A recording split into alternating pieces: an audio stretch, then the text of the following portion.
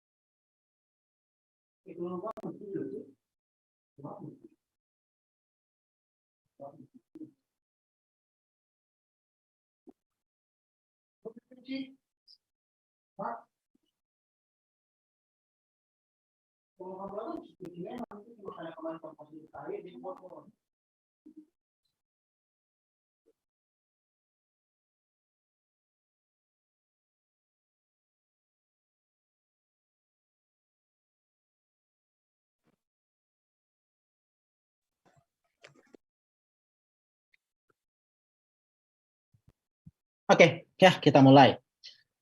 Materi yang pertama malam hari ini kita belajar tentang Parkinson, ya, yang kayak gimana yang kita sebut sebagai Parkinson.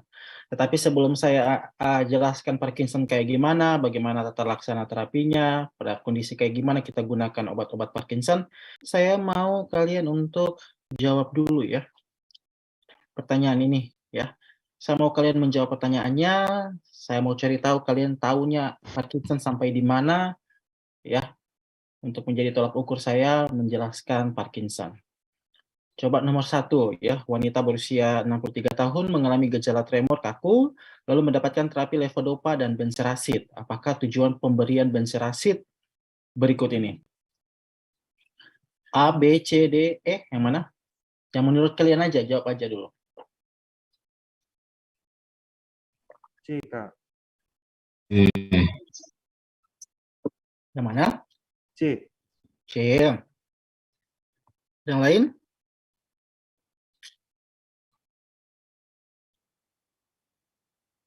Oke, C aja dulu. Yang kedua, anti-Parkinson berikut ini yang dapat menyebabkan gangguan fluktuasi motorik dan psikiatri akibat penggunaan jangka panjang. Yang mana?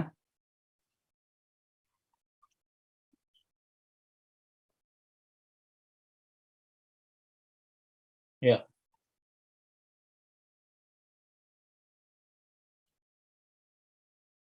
Ayo jawab, aja. Nggak masalah. Kalian mau benar atau tidak, yang penting saya tahu kalian udah jawab. C, Kak. Yang mana Raihan? C. C, oke. Yang ketiga, seorang pria 64 tahun mengalami gangguan gerak seperti tremor, rigid, ya, dan lambat. Setelah memeriksakan diri, dokter mendiagnosis pasien mengalami Parkinson. Manakah pilihan terapi awal berikut ini untuk kondisi pasien tersebut? B. Yang mana? B. B. D. Trihexyphenidyl. Dextrogenidil. Oke. Taufik. Oke. Seorang pasien laki-laki umur 40 tahun menderita skizofrenia dan dibawa ke rumah sakit oleh keluarganya karena menunjukkan gejala Parkinsonism. Sebelumnya pasien telah mengkonsumsi haloperidol 3 kali 5 mg, kemudian diturunkan dosisnya menjadi 3 kali 2 mg, tetapi masih menunjukkan gejala Parkinsonism yang sama. Dokter menduga gejala Parkinsonismnya disebabkan oleh efek samping obat skizofrenianya. Apakah obat yang Anda gunakan atau rekomendasikan untuk mengatasi gejala tersebut?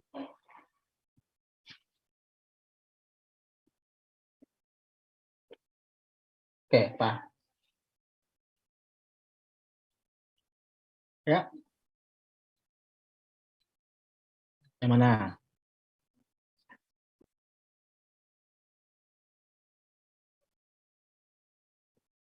Jawab aja, Bestai. A, Kak. Raihan A. Yang lain? A aja, oke. D, Kak. D. Amantadin. D amantadin. amantadin. Oke. Ya. Yang berikutnya, seorang wanita mengalami gangguan aminor galaktorea dan peningkatan kadar prolaktin atau hiperprolaktinemia. Apakah pilihan terapi untuk kondisi pasien tersebut? C. Bromokriptin. Oke, bromokriptin. Oke. Tuan X mengalami penyakit Parkinson dan diberikan terapi levodopa. Kemudian dilakukan terapi kombinasi obat untuk menghambat dopa dekarboksilase. Obat yang dimaksud untuk kombinasi tersebut adalah A. Benzerasid. A. Benzerasid. Oke. Mari kita lihat ya, apakah jawabannya kalian itu benar semua apa enggak. Yang pertama yang kita sebut Parkinson itu kayak gimana? Jadi orang yang dengan Parkinson itu sejatinya adalah gangguan kerusakan otak yang sifatnya progresif. Kenapa dikatakan progresif? Karena ini sifatnya adalah adult onset. Yang kayak gimana yang kita sebut sebagai adult onset? Misalnya itu adalah orang yang udah tua, ya. Jadi penyakit Parkinson ini sifatnya adalah diderita pada masa tua. Nah, ini diakibatkan karena hilangnya sel-sel yang memproduksi dopamin. Oke, Parkinson itu diakibatkan karena terjadinya penurunan dopamin. Jadi dopaminlah yang menyebabkan kenapa Parkinson bisa terjadi. Nah, walaupun gejala Parkinson yang paling utama itu adalah tremor, ya, gemetar, namun dapat juga menyebabkan kekakuan atau rigid, ya, atau bisa juga lambat gerakannya atau hipokinetik. Parkinson itu merupakan ketidakseimbangan antara dopamin sama asetilkolin, ya, di mana dopaminnya lebih sedikit daripada asetilkolin. Nah, makanya nanti kalau kayak gini nih, mirip seperti epilepsi yang kemarin. Kalau kalian udah tahu dopaminnya sedikit, asetilkolinnya meningkat, berarti tata laksana terapinya bagaimana? Berarti tata laksana terapinya kayak gimana? Ditingkatkan dopaminnya. Tingkatkan dopaminnya, kemudian turunkan Asetilkolin. Asetilkolin. Ya, makanya nanti dalam terapi Parkinson kita menggunakan obat yang namanya antikolinergik. Ya, kita menggunakan antikolinergik. Misalnya seperti apa? Misalnya seperti THD, trihexyphenidyl, atau misalnya seperti Difen, ya, difenhidramin, kemudian dimenhidrinat, ya, itu dipakai dalam terapi Parkinson untuk mengatasi peningkatan asetilkolinnya. Nah, dopamin itu merupakan neurohormonal yang bertindak sebagai pengatur gerak. Ya, jadi fungsi dopamin ya itu sebagai pengatur gerak pada tubuh kita. Nah, dopamin itu dihasilkan dari mana? Jadi dopamin itu dihasilkan dari suatu bagian otak yang kita sebut sebagai substansia nigra, ya, sebagai substansia nigra. Kenapa namanya substansia nigra? Karena nigra ini berasal dari bahasa negro, artinya hitam. Kenapa bisa hitam? Karena kalau kita melihat CT scan atau MRI pada gambaran otak, maka bagian substansia nigra itu agak kelihatan lebih gelap daripada bagian yang lainnya. Makanya disebut sebagai substansia nigra, ya, daerah yang kelihatannya lebih gelap dibandingkan daerah yang lain. Nah, substansia nigra ini mengalami kematian, ya, mengalami kematian. Jadi sel saraf dopaminergiknya mati atau bisa hilang, ya.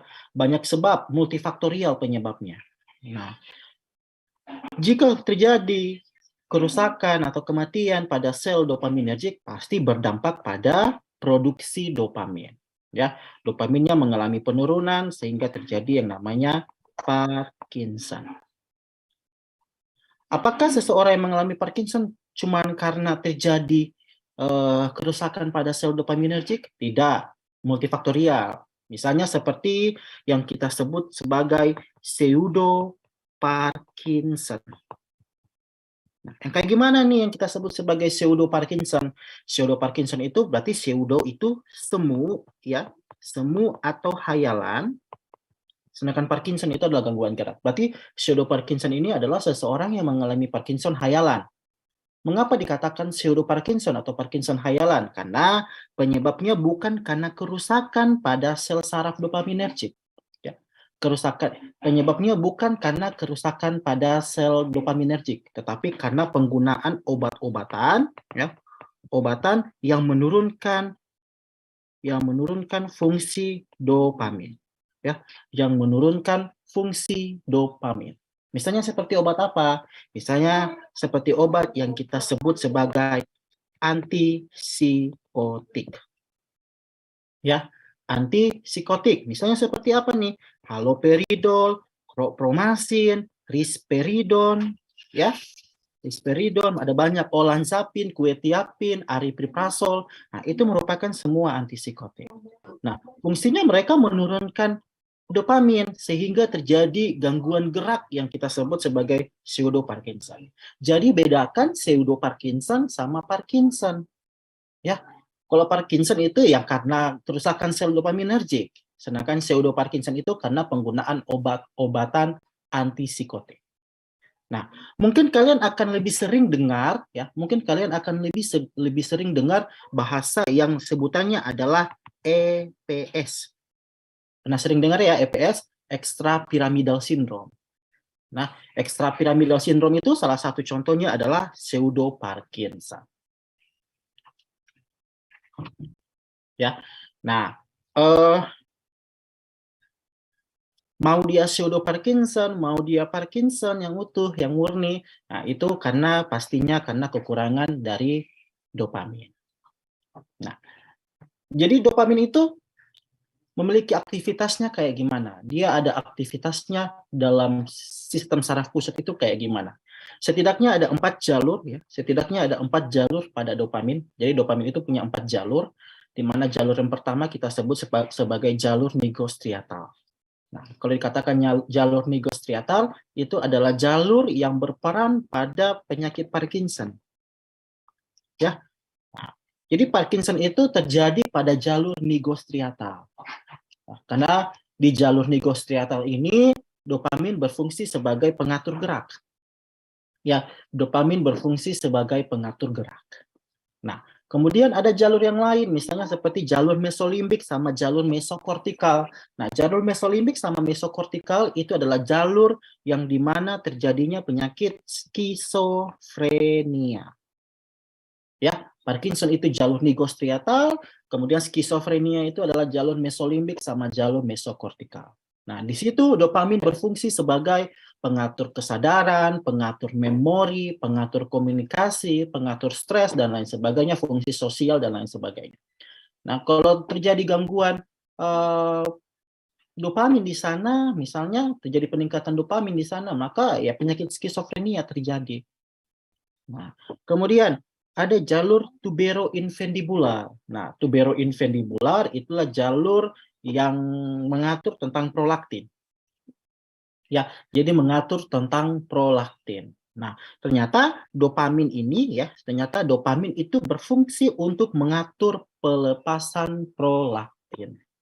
Ya, mengatur fungsi pelepasan prolaktin. Mungkin kalian akan pernah dengar ya, mungkin kalian akan pernah dengar obat-obatan seperti antagonis dopamin, misalnya seperti antagonis dopamin ya, seperti metocloperamid misalnya ya, atau domperidon misalnya ya. Ini kira-kira off labelnya digunakan sebagai apa? Off labelnya Raihan, bukan fungsi indikasi utama. Ya, metocloperamid dan domperidon kalian pernah dengar digunakan sebagai apa? Off labelnya? Ayo. Masa nggak tahu metocloperamid sama domperidon digunakan untuk apa? Selain untuk mual muntah? Digunakan untuk meningkatkan produksi ASI. ASI, ya, meningkatkan produksi ASI, ya, karena mereka menghambat dopamin, ya. Kalau dopamin di jalur tuberoinfundibular terhambat, maka prolaktin meningkat, ya, maka prolaktin meningkat sehingga terjadi peningkatan produksi ASI. Ya, jadi setidaknya ada 4 jalur ya pada kasus dopamin dalam jalurnya, jalur nigrostriatal yang mengatur Parkinson, kemudian jalur mesolimbik sama mesokortikal yang mengatur pada penyakit skizofrenia, kemudian ada jalur tuberoinfundibular yang mengatur produksi prolaktin atau pelepasan prolaktin. Nah, faktor penyebab dari Parkinson itu kayak gimana? Nah, Parkinson itu merupakan gangguan gerak, movement disorder, yang sifatnya adalah progresif, adult onset, ya, adult onset, diderita pada masa tua, ya, more common with age. Nah, tetapi meskipun diderita pada masa tua, etiologinya atau faktor penyebabnya itu non cause, artinya tidak diketahui, idiopati, ya, idiopati. Jadi penyebab pastinya itu tidak diketahui. Nah, adapun penyebab yang lain, misalnya seperti genetik, ada mutasi gen di sana, misalnya gen seseorang yang mengandung atau terdapat PINK1, parkin atau alpha-synuclein, atau seseorang yang pernah mengalami toxic impurity, misalnya dia pernah mengalami yang namanya overdose dari opioid misalnya. Ya, seperti contohnya di sini MPP. Saya lupa kepanjangan MPP itu apa, tapi itu adalah jenis opioid, ya, di mana sintetik opioid ini nanti akan menyebabkan terjadinya kerusakan, ya, kerusakan pada substansia nigra. Ya, kerusakan pada substansia nigra. Akibatnya kalau substansia nigra itu rusak, ya, dopamin tidak diproduksi.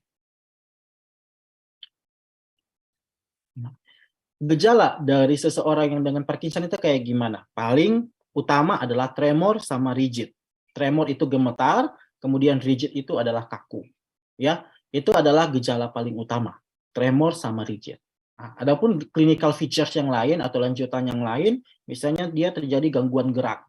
Gangguan gerak yang sering terjadi pada pasien yang dengan gangguan Parkinson itu misalnya bradykinesia, geraknya lambat, atau hipokinesia, geraknya kurang. Kemudian akinesia, tidak dapat melakukan gerak, atau dia susah atau sulit dalam melakukan gerak. Nah, kemudian ada yang namanya postural instability, dia tidak stabil dalam postur atau tidak stabil dalam melakukan keseimbangan. Jadi bisa menyebabkan jatuh. Ya, bisa menyebabkan jatuh. Dulu waktu saya masih SMA, saya punya seorang teman laki-laki, dia Parkinson, ya. Dia adalah seorang yang dengan penyakit Parkinson. Dan gejalanya seperti itu, ya, tremor, kaku, ya, geraknya lambat, kemudian dia tidak stabil dalam postur atau dia tidak stabil dalam keseimbangan. Maka kecenderungannya dia itu adalah sering jatuh, ya, sering jatuh. Dulu waktu kita masih SMA mungkin, ya, karena saya kayaknya kita sejaman, ya, mungkin ya kurang lebih sekitaran perbedaan kita ini mungkin sekitar 4-5 tahun, ya. Ya. Mungkin kalian tidak jauh di bawahku. Dulu itu yang penting kalian ini pasti masih di sekitaran 90-an. Kalau ada ibu-ibu ya juga mungkin ya di 80-an atau 70-an. Dulu itu kalau olahraga itu kan ada ya namanya pendidikan olahraga, ya, pendidikan jasmani, Penjas, ya. Dulu singkatannya Penjas. Sekarang udah lain singkatannya, udah PJOK apa ya, kalau nggak tahu. Nah, kan ada tuh ya pemanasan dulu, ya. Kan ada pemanasan, kita lari-lari gitu, ya, lari keliling lapangan dan lain sebagainya. Nah, kita kan kalau misalnya kita orang normal yang tidak punya penyakit Parkinson, misalnya kalau kita tersandung, misalnya kita injak batu atau tersandung karena batu, maka kita akan melakukan suatu gerak yang kita sebut sebagai gerak refleks, ya, reflex movement. Nah, yang menyebabkan kita bisa mengatur keseimbangannya kita. Nah, tetapi orang-orang yang dengan penyakit Parkinson itu dia nggak memiliki movement reflex, ya, reflex movementnya nggak ada, gerak refleksnya nggak ada, sehingga dia tidak dapat melakukan gerak tersebut dan kecenderungannya kalau dia tersandung untuk hal-hal yang sebenarnya tidak perlu untuk jatuh bisa jatuh dengan mudah, ya. Itu kecenderungan orang-orang yang Parkinson, mudah jatuh kalau tersandung, ya. Nah, dari pendahuluan tadi, dari kita tahu penyebabnya, gejalanya kayak gimana, ya. Sekarang kita udah tahu kalau ternyata Parkinson itu disebabkan oleh penurunan fungsi dari dopamin, ya. Penurunan aktivitas fungsi dari dopamin. Maka target dari terapi, ya, target dari terapi Parkinson itu adalah meningkatkan signaling dari dopamin.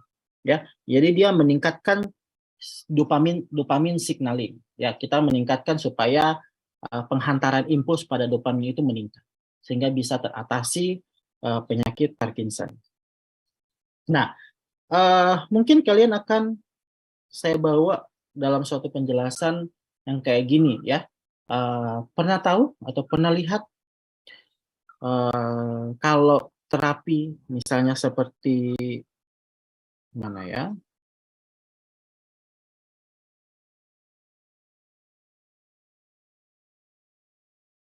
Misalnya seperti levodopa, levopa, ya.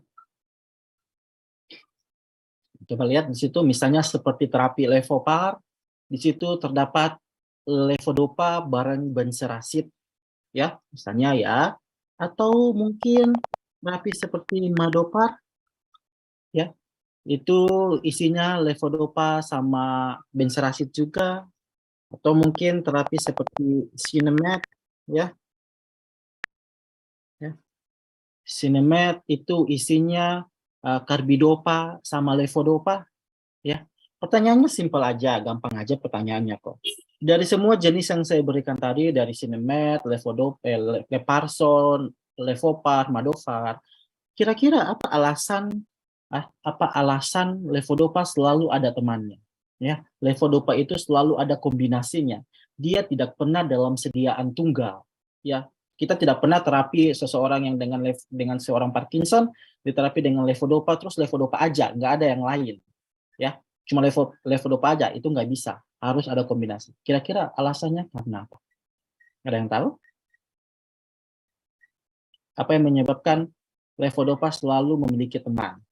Ya, selalu ada kombinasinya. Tidak bisa kalau cuma sendiri doang. Ya.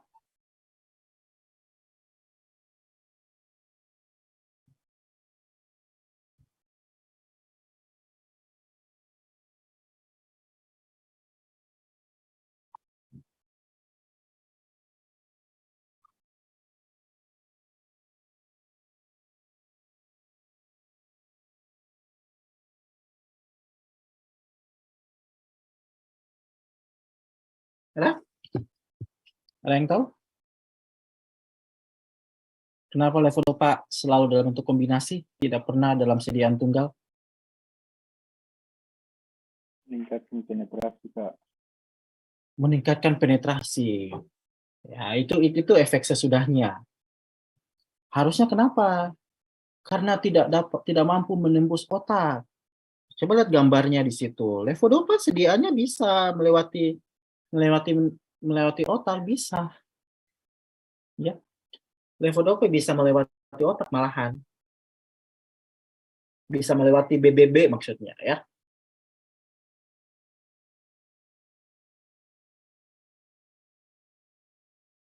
Apalagi ya, ya udah kalau malas mikir nggak apa-apa. Ya, jadi kita lihat ya perbedaannya. Gini, kalau kita bicara tentang otak, berarti kita fokusnya kepada sistem saraf pusat. Berarti kalau di luar dari sistem saraf pusat, berarti kita sebutnya perifer ya, atau tepi. Tepi ya, perifer atau tepi. Nah, coba perhatikan, di situ di antara perifer sama sistem saraf pusat atau sebelum suatu obat bisa masuk ke dalam sistem saraf pusat, maka dia harus bisa melewati yang namanya BBB dulu, ya, blood-brain barrier. Jadi BBB ini merupakan sawar atau penghalang yang dimana sifatnya semi-selektif atau sifatnya semi-permeable, menghambat beberapa senyawa yang tidak bisa lewat. Nah, perhatikan dopamin itu, ya, dopamin itu dalam keadaan murninya, ya, dopamin dalam keadaan murni itu dia tidak bisa melewati BBB. Oke, dopamin tidak bisa melewati BBB.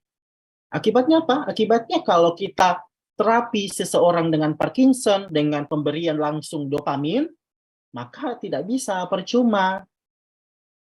Ya, kita udah tahu tadi Parkinson itu karena penurunan dopamin. Jadi ya udah kasih langsung dopamin aja supaya bisa meningkat dopaminnya. Nggak gitu, karena dopamin yang dalam keadaan murni itu tidak bisa melewati BBB. Nah, tetapi levodopa bisa, ya.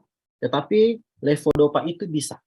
Levodopa bisa melewati BBB sehingga di sistem saraf pusat dengan bantuan dopa dekarboksilase, dia akan diubah menjadi dopamin. Ya, nah, coba lihat ya. Jadi dopamin tidak bisa melewati BBB, sedangkan L-dopa bisa melewati dopamin. Levodopa bisa melewati BBB. Sehingga dengan bantuan dopa dekarboksilase akan diubah menjadi dopamin. Nah, permasalahannya di sini. Permasalahannya adalah dopa dekarboksilase ini bukan cuma ada di sistem saraf pusat, tetapi dia juga berada di sistem saraf perifer. Ya, dia juga ada di sistem saraf tepi. Akibatnya apa? Kalau di sistem saraf tepi terdapat dopa dekarboksilase, maka levodopa yang tadi itu ya, yang tadi sebelum masuk ke sistem saraf pusat, dia akan diubah menjadi dopamin. Ya, prinsipnya gini loh. Yang namanya obat, yang namanya kita konsumsi obat, itu mau dia dalam bentuk sediaan injeksi, oral, transdermal, apapun itu, kalau dia di luar dari sistem saraf pusat, pasti dia di perifer dulu. Ya, pasti dia berada dalam sistem saraf perifer. Sama halnya dengan L-dopa yang dikonsumsi misalnya lewat oral. Nah, kan levodopa nggak langsung masuk ke dalam otak, tetapi berada dulu dalam sistem pencernaan kita. Kalau di sistem pencernaan berarti namanya perifer. Maka levodopa tadi yang dikonsumsi atau levodopa tadi yang digunakan di sistem saraf tepi itu akan diubah menjadi dopamin langsung karena di sistem saraf perifer terdapat yang namanya dopa dekarboksilase juga. Apa akibatnya kalau levodopa langsung diubah menjadi dopamin di sistem saraf perifer? Akibatnya yang pertama, dopamin tidak bisa melewati BBB sehingga tidak bisa meningkatkan dopamin yang berada di sistem saraf pusat. Itu yang pertama. Yang kedua, dopamin yang berada di perifer itu sifatnya adalah emetogenik. Ya, sifatnya adalah emetogenik. Apa itu emetogenik? Emetogenik itu artinya penyebab emesis. Ya, penyebab emesis. Tahu emesis? Muntah. Ya. Jadi dopamin itu di perifer, ya di sistem saraf perifer itu dia bersifat emetogenik, menyebabkan muntah. Makanya tidak heran akan kalian gunakan obat-obatan yang menghambat dopamin di perifer. Contohnya apa? Metocloperamid sama domperidon. Nah, yang digunakan untuk kasus apa? Mual muntah. Selain itu, selain dia berfungsi sebagai bersifat sebagai emetogenik, ternyata dopamin ini juga akan diurai, ya, akan didegradasi, ya, akan diurai atau didegradasi oleh suatu enzim, ya, oleh beberapa enzim. Yang pertama yang kita kenal dengan nama COMT, yang kedua yang kita sebut sebagai MAO-B, ya. Jadi dopamin akan diubah, bukan MAO-B, ya MAO aja. Dopamin akan didegradasi oleh dua enzim, ya, COM sama MAO. Nah, COM itu yang pertama, yang kedua itu adalah MAO-B. Nah, MAO ini yang menyebabkan terjadinya atau terbentuknya epinefrin. Ya, jadi dopamin ini akan diubah menjadi epinefrin. Nah, apa akibatnya kalau epinefrin terbentuk di sistem saraf perifer? Kalau akan terjadi peningkatan tekanan darah. Nah, selain itu apa? Bisa menyebabkan aritmia, ya, gangguan irama jantung. Makanya kalian akan nemukan atau kalian akan tahu, ya, pada pasien-pasien yang mengalami shock kardiogenik, ya, pada pasien-pasien yang mengalami shock kardiogenik, maka selain penggunaan epinefrin, selain penggunaan norepinefrin, terapi apa lagi yang dipakai? Dobutamin sama dopamin. Ya, ya. Jadi ada dopa-dobu, dopamin, dobutamin, ada epinefrin, norepinefrin. Ya, karena dopamin tadi, pemberian dopamin di dalam sistem saraf perifer itu akan diubah menjadi epinefrin yang bersifat meningkatkan tekanan darah.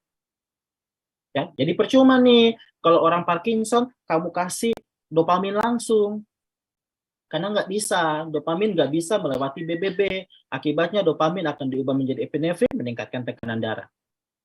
Sama halnya, kamu nggak bisa juga gunakan levodopa sendiri atau levodopa tunggal pada kasus seseorang yang dengan Parkinson, karena levodopa bakalan diubah menjadi dopamin ya dengan bantuan dopa dekarboksilase yang ada di perifer. Akibatnya apa? Tidak bisa melewati BBB. Ya. Berarti kalian udah tahu, berarti sekarang udah tahu prinsipnya kenapa levodopa tidak ada sediaan tunggal. Karena tidak bisa, karena akan didegradasi di perifer. Akibatnya tidak bisa masuk ke sistem saraf pusat. Oleh karena itu levodopa butuh bestie, ya. Oleh karena itu levodopa ini butuh temannya. Nah, sebut saja teman levodopa ini diberi nama karbidopa. Kita sebutnya adalah karbidopa misalnya. Atau selain karbidopa ada benzerasid. Ya, ada dua ya, ada karbidopa, ada juga benzerasid. Karbidopa dan benzerasid ini disebut sebagai inhibitor dopa dekarboksilase, penghambat dopa dekarboksilase. Berarti mereka beraktivitas untuk menghambat dopa dekarboksilase yang ada di perifer. Akibatnya levodopa bisa masuk ke dalam sistem saraf pusat dengan bantuan dopa dekarboksilase yang ada di perifer, yang ada di sistem saraf pusat diubah menjadi dopamin sehingga dopaminnya dapat meningkat. Oke, itulah tujuan kombinasi antara levodopa sama inhibitor dopa dekarboksilase, yaitu mencegah degradasi levodopa di perifer. Sehingga apa? Sehingga yang masuk ke sistem saraf pusat itu meningkat. Pertanyaan saya cuma satu. Karbidopa dan benzerasid kan menghambat dopa dekarboksilase nih. Kenapa dopa dekarboksilase yang di perifer aja yang dihambat, tidak di sistem saraf pusat? Tidak bisa tembus BBB. Benar, Raihan. Karena benzerasid sama karbidopa tidak bisa melewati BBB. Akibatnya apa? Akibatnya dia hanya menghambat di perifer aja, tidak menghambat yang ada di sistem saraf pusat. Jadi dopa dekarboksilase yang di sistem saraf pusat aman-aman aja, nggak ada masalah karena si penghambatnya tidak bisa melewati BBB. Tetapi dopa dekarboksilase yang ada di perifer itu yang dihambat. Oke, sampai sini jelas antara kombinasi? Jelas. Jelas ya masalah kombinasi. Nah, itu tujuan kombinasi ya dari levodopa bareng inhibitor dopa dekarboksilase. Kemudian ada metode yang lain, misalnya selain kita meningkatkan signaling dari dopamin, ada yang lain, misalnya seperti penghambat COM sama penghambat MAO, ya, penghambat COM sama penghambat MAO. Nah, untuk COM dan MAO, ya, yang tadi ya, yang saya perlihatkan di gambar yang sebelumnya, mereka yang ada dua enzim ini, ya, yang dua enzim yang itu adalah COM sama MAO. Nah, perhatikan. COM itu katekolamin all-methyl transferase. Dia adalah enzim yang mendegradasi dopamin. Sama, mau juga pun sama halnya kayak gitu. Dia juga mendegradasi dopamin. Nah, masalahnya adalah yang paling kritisnya adalah kalau dibandingkan COM sama MAO, enzim yang paling kritis itu adalah MAO. Ya, karena ini adalah enzim akhir. Ya. Ini adalah enzim akhir. Sedangkan COM itu adalah enzim antara. Ya. Apa bedanya enzim antara sama enzim akhir? Kalau di enzim antara itu dia dalam melakukan degradasi tidak sebesar yang dilakukan degradasinya oleh MAO. Ya. MAO itu adalah enzim yang mendegradasi dopamin. Nah, biasanya apa? Biasanya MAO ini berada di striatum. Ya, kalau dikatakan striatum itu di bagian sistem saraf pusat, ya, di bagian substansia nigra. Striatum itu ada MAO-B yang bertugas untuk menghancurkan dopamin atau merubah dopamin menjadi metabolit inaktifnya, ya, menjadi metabolit inaktif. Metabolit inaktif dari dopamin itu namanya adalah asam homovanila. Ya, ini adalah metabolit inaktif dari dopamin, ya, karena nanti dopamin akan diubah menjadi asam homovanil. Nah, oleh karena itu, MAO ini sangat spesial, ya, sangat spesial. Mengapa bisa spesial? Karena tadi sifatnya sebagai enzim akhir. Misalnya kayak gini, misalnya terjadi nih peningkatan, terjadi substansi yanigiranya memproduksi dopamin misalnya. Misalnya terjadi peningkatan dopamin oleh misalnya substansi yanigra. Meskipun kita udah tahu ya substansi yanigra tadi rusak misalnya, tapi ada dopamin yang meningkat di sana. Nah, peningkatan dopamin yang dihasilkan oleh substansi yanigra tadi, ujung-ujungnya ya, akhir-akhirnya itu bakalan didegradasi oleh MAO. Ya, di striatum bakalan didegradasi. Oleh karena itu MAO ini jahat. Ya, oleh karena ini MAO ini jahat dan dia harus dihambat. Nah, obat yang menghambat MAO itu adalah selegilin. Sedangkan obat yang menghambat COMT sebagai enzim antara yang tidak terlalu besar, tidak terlalu signifikan dalam penghambatannya, itu contohnya seperti entacapone dan tolcapone. Ya, oleh karena itu, karena kita udah tahu MAO ini adalah enzim akhir yang sangat kritis, yang sangat signifikan, yang sangat relevan harus dihambat, maka penggunaan inhibitor MAO sebagai pilihan terapi awal. Ya, sebagai pilihan terapi awal. Maksudnya kayak gimana? Berarti orang-orang yang dengan gangguan Parkinson belum pernah menggunakan terapi obat atau pertama kali didiagnosa mengalami Parkinson, maka pilihan terapi yang sering dipakai untuk pertama kalinya itu adalah MAO. Ya, itu adalah MAO inhibitor, yaitu selegilin atau rasagilin. Kenapa bukan levodopa nih? Kenapa bukan levodopa? Kan kita udah tahu nih tadi kan karena penurunan Parkinson, penurunan dopamin, ya berarti harus tingkatkan dopamin. Kan levodopa itu adalah prekursor dopamin, harus ditingkatkan lewat levodopa aja, nggak bisa. Ya, karena masalahnya adalah penggunaan obat anti Parkinson itu dia long term, ya, jangka panjang. Nah, masalahnya adalah penggunaan L-dopa long term itu punya masalah yang lain. Jadi levodopa itu punya masalah yang lain kalau digunakan jangka panjang.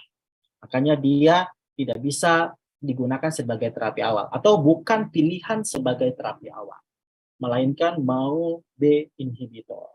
Jadi kalau kalian bertemu soal anti Parkinson, terus yang ditanyakan terapi awalnya apa, belum pernah menggunakan terapi sebelumnya, itu adalah selegilin, MAO inhibitor yang dipakai.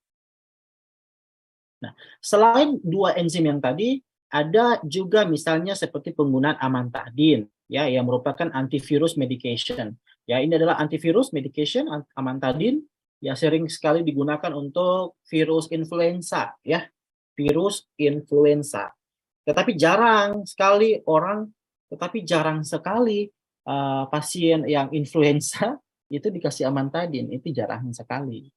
Kenapa jarang sekali? Karena influenza itu sifatnya penyakit atau virus yang sifatnya self-limiting, ya, bisa sembuh sendiri. Kalau sistem imun bagus, dia bakalan sembuh sendiri. Nah, antivirus medication dengan mekanisme yang belum diketahui. Jadi increase dopamine production, jadi dia dapat meningkatkan produksi dopamin, tetapi mekanismenya belum diketahui. Ya, tetapi bisa digunakan untuk meningkatkan dopamin. Kemudian ada dopamin agonis, ya. Dopamin agonis itu digunakan untuk menstimulasi reseptor dopamin. Jadi kalau reseptornya terstimulasi, kalau distimulasi reseptornya, maka kerja dopamin meningkat. Ya. Jadi kalau dikatakan agonis dopamin berarti adalah yang menstimulasi reseptor dopamin supaya kerja dopamin itu bisa meningkat. Nah, untuk dopamin agonis, ya, yang menstimulasi reseptor dopamin itu contohnya bromokriptin yang merupakan turunan dari ergot. Kalau dikatakan ergot itu berarti fungal derivatif. Berarti itu sejenis obat yang diisolasi dari jamur, ya, fungal ergot, ya. Tetapi ada yang non-ergot, ini adalah sintetik. Ya, ini adalah sintetik. Misalnya seperti pramipexol, propinirol, ya. Bromokriptin itu dengan pregolit, ya. Bromokriptin sama pregolit itu adalah sifat yang yang sifat yang ergot, yang turunan dari jamur, derivatif funggal. Tetapi yang non-ergot itu sintetik. Nah, dopamin agonis atau terapi dopamin agonis ini bukan pilihan terapi awal, ya. Jadi kalau bertemu soal Parkinson, terus ada pilihan bromokriptin, kemudian ditanyakan terapi awal, terus bromokriptin, itu udah jauh-jauh memang pilih bromokriptin karena mereka bukan terapi awal, mereka adalah terapi kombinasi, itu terapi tambahan lah istilahnya kayak gitu. Cuman mungkin untuk bromokriptin ya, untuk bromokriptin sering sekali dia masuk dalam pertanyaan hormonal. Ya, dia masuk dalam pertanyaan hormonal paling sering. Misalnya pada kasus-kasus seseorang yang mengalami yang namanya amenorea. Ya, misalnya pada seseorang yang mengalami amenorea. Misalnya amenorea primer misalnya ya.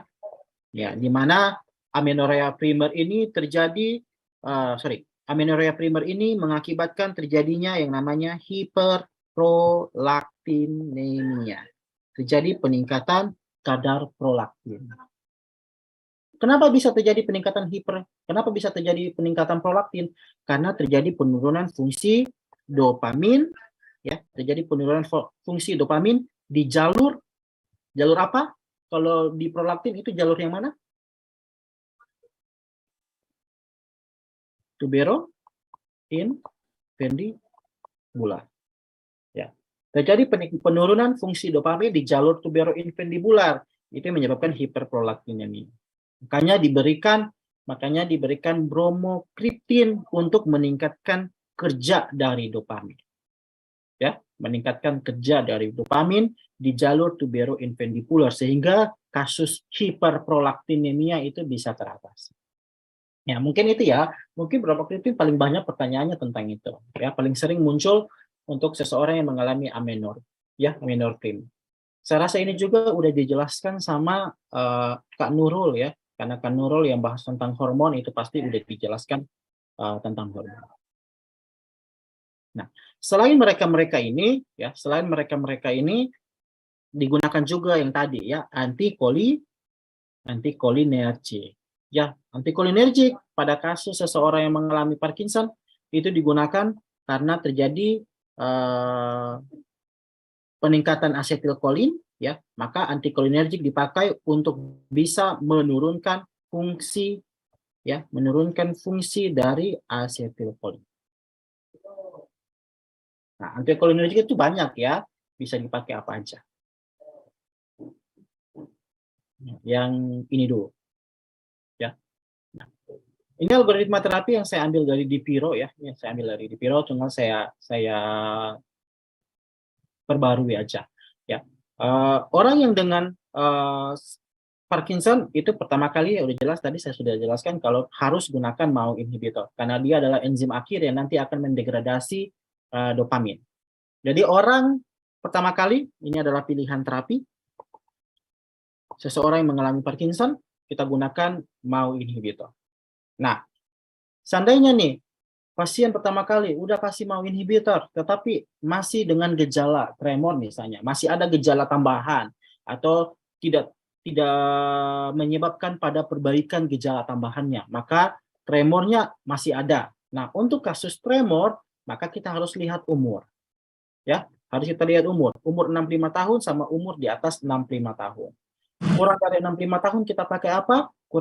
Lebih dari 65 tahun kita gunakan apa? Untuk yang di bawah 65 tahun, yang kita pakai itu adalah antikolinergik. Apa aja nih antikolinergik yang bisa dipakai untuk kasus tremor di bawah 65 tahun? Ada trihexyphenidyl, ada dimenhydrinat, ada benztropin, ada diphenhydramin, itu termasuk. Ya, intinya adalah kasus tremor yang tidak merespon dengan pemberian terapi awal selegilim misalnya, itu bisa diberikan antikolinergik, asalkan dia di bawah 65 tahun. Kalau dia di atas 65 tahun, maka yang kita pakai adalah amantadin. Pertanyaannya, kenapa pasien yang di atas 65 tahun tidak bisa atau tidak boleh atau tidak disarankan pemberian antikolinergik. Ya, kenapa pasien yang udah di atas 6 tahun, di atas 65 tahun tidak boleh menggunakan antikolinergik atau dihindari penggunaan antikolinergik? Ayo, kalian tahu?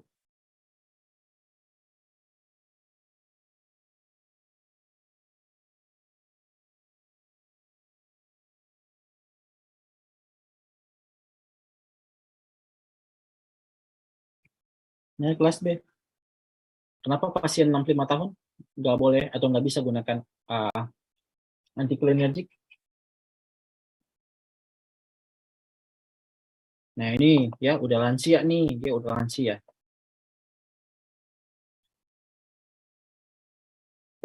Oke, kalau nggak ada mau jawab, Pikun. Yang Alzheimer lah agak keras lah. oke, kalau nggak ada yang mau jawab nggak apa-apa. Oke. Nah, saya mau tanya nih, orang lansia nih, kira-kira orang lansia itu biasanya nih yang terjadi sama dia itu kalau pada sistem saraf pusatnya dia sering mengalami apa? Atau orang yang udah tua biasanya kenapa? Pikun, betul ya. Pikun atau mudah lupa. Kenapa seseorang bisa pikun atau mudah lupa? Pikun atau mudah lupa ini diakibatkan karena terjadi penurunan fungsi, ya, penurunan fungsi dari asetilkolin. Oke, perhatikan di sini ya, kata kuncinya ada di sini, di asetilkolin. Asetilkolin ini ternyata merupakan neurotransmitter yang berada di dalam sistem saraf pusatnya kita, selain di perifer ya, ada juga di sistem saraf pusat. Fungsinya apa? Kalau di sistem saraf pusat, fungsinya adalah untuk mengatur memori, ya, untuk mengatur ingatan. Kalian sementara mendengarkan saat ini, kalian sementara fokus belajar pada saat ini, yang sementara mondar-mandir di sistem saraf pusatmu itu adalah asetilkolin. Nah, asetilkolin ini dia berfungsi untuk membuat ingatan baru, ya, dia membuat ingatan baru. Jadi semakin banyak asetilkolin yang mondar-mandir di sistem saraf pusatmu, maka semakin mudah kamu untuk mengingat atau semakin mudah kamu dalam mempelajari sesuatu yang baru. Itu adalah fungsi asetilkolin. Jadi orang yang pikun atau mudah lupa itu diakibatkan karena penurunan fungsi dari asetilkolin. Nah, orang yang udah lansia, yang namanya udah tua, ya udah berumur, maka akan terjadi penurunan fungsi organ atau terjadi penurunan fungsi kognitif misalnya. Nah, kenapa nggak boleh antikolinergik pada pasien dengan umur 65 tahun? Karena ini sifatnya antikolinergik itu dia menghambat apa? ACH. Ya, antikolinergik itu dia menghambat asetilkolin sehingga resiko lupa atau pikun yang pada lansia itu dapat meningkat. Ya, resiko lupanya itu makin besar, resiko untuk dia pikun itu lebih besar. Ya, makanya nggak boleh. Nah, kalau ternyata nih dia diberikan antikolinergik udah tua nih, maka kemungkinan yang terjadi pada pasien yang udah tua yang diberikan antikolinergik maka akan bisa menyebabkan suatu keadaan yang kita sebut sebagai Alzheimer. ya Alzheimer atau demensia. Ya. Nah, Alzheimer karena Alzheimer ini atau demensia diakibatkan oleh penurunan asetilkolin di sistem saraf pusat. Jadi nggak boleh pemberian antikolinergik pada pasien yang udah tua. Nah, kalau ada gejala yang misalnya seperti bradykinesia, geraknya lambat, atau dia terdapat kaku, geraknya dia kaku, maka bisa penggunaan levodopa, carbidopa, atau levo ya sama ya. Untuk bradykinesia atau rigid, itu pemberiannya bisa levodopa, carbidopa, atau levodopa benzerasid dikombinasi bareng agonis dopamina. Sama ya, untuk pilihan bradykinesia itu sama aja. Mau umur 65 tahun, mau di atas 65 tahun itu sama aja. Pemberiannya adalah ditambahkan levodopa atau carbidopa atau benzerasid dikombinasi bareng agonis dopamin. Itu sama aja. Nah, kenapa levodopa tidak bisa digunakan sebagai pilihan terapi awal? Karena penggunaan jangka panjangnya itu bahaya. Ya, penggunaan jangka panjangnya itu bahaya. Perhatikan ini ya. Kalau karbidopa, levodopa digunakan jangka panjang, komplikasinya adalah ke sistem saraf, ke sistem motorik sama ke kejiwaan. Ya, di motorik dia dapat menyebabkan yang namanya dyskinesia, ya, gangguan gerak yang lain, ya, misalnya dia mengalami gerakan yang tidak stabil, ya, itu motor. Kalau dia penggunaan jangka panjang dapat menyebabkan dyskinesia. Kalau penggunaan jangka panjang, komplikasi motorik, komplikasi psikiatrinya, komplikasi kejiwaannya apa? Bisa mengalami depresi, bisa mengalami yang namanya halusinasi atau psikosis. Ya, halusinasi atau psikosis ini yang kita sebut sebagai skizofrenia. Nah, bisa diterapi dengan inilah. Ini udah dikasih pilihan. Meskipun nanti ada tata cara pemilihan. Jadi ya, udah tahu kalau levodopa tidak bisa digunakan sebagai terapi awal karena penggunaan jangka panjangnya yang bahaya. Kalau di motor sistem, dia dapat menyebabkan dyskinesia. Kalau di sistem kejiwaan, dia dapat menyebabkan depresi atau halusinasi atau psikosis. Ya, oleh karena itu pemilihan terapi awal dipilih adalah MAO inhibitor. Nah, treatment dari seseorang yang dengan Parkinson itu ya tingkatkan dopamin, setarakan dengan asetilkolin. Ya, jadi kita berikan signaling atau kita tingkatkan penghantaran impuls dopamin di striatum, ya, di sistem saraf pusat, disetarakan dengan asetilkolin. Nah, levodopa itu merupakan prekursor dari dopamin yang dapat meningkatkan dopamin di sistem saraf pusat. Penggunaan jangka panjang dapat menyebabkan komplikasi motorik seperti dyskinesia atau fluktuasi motorik.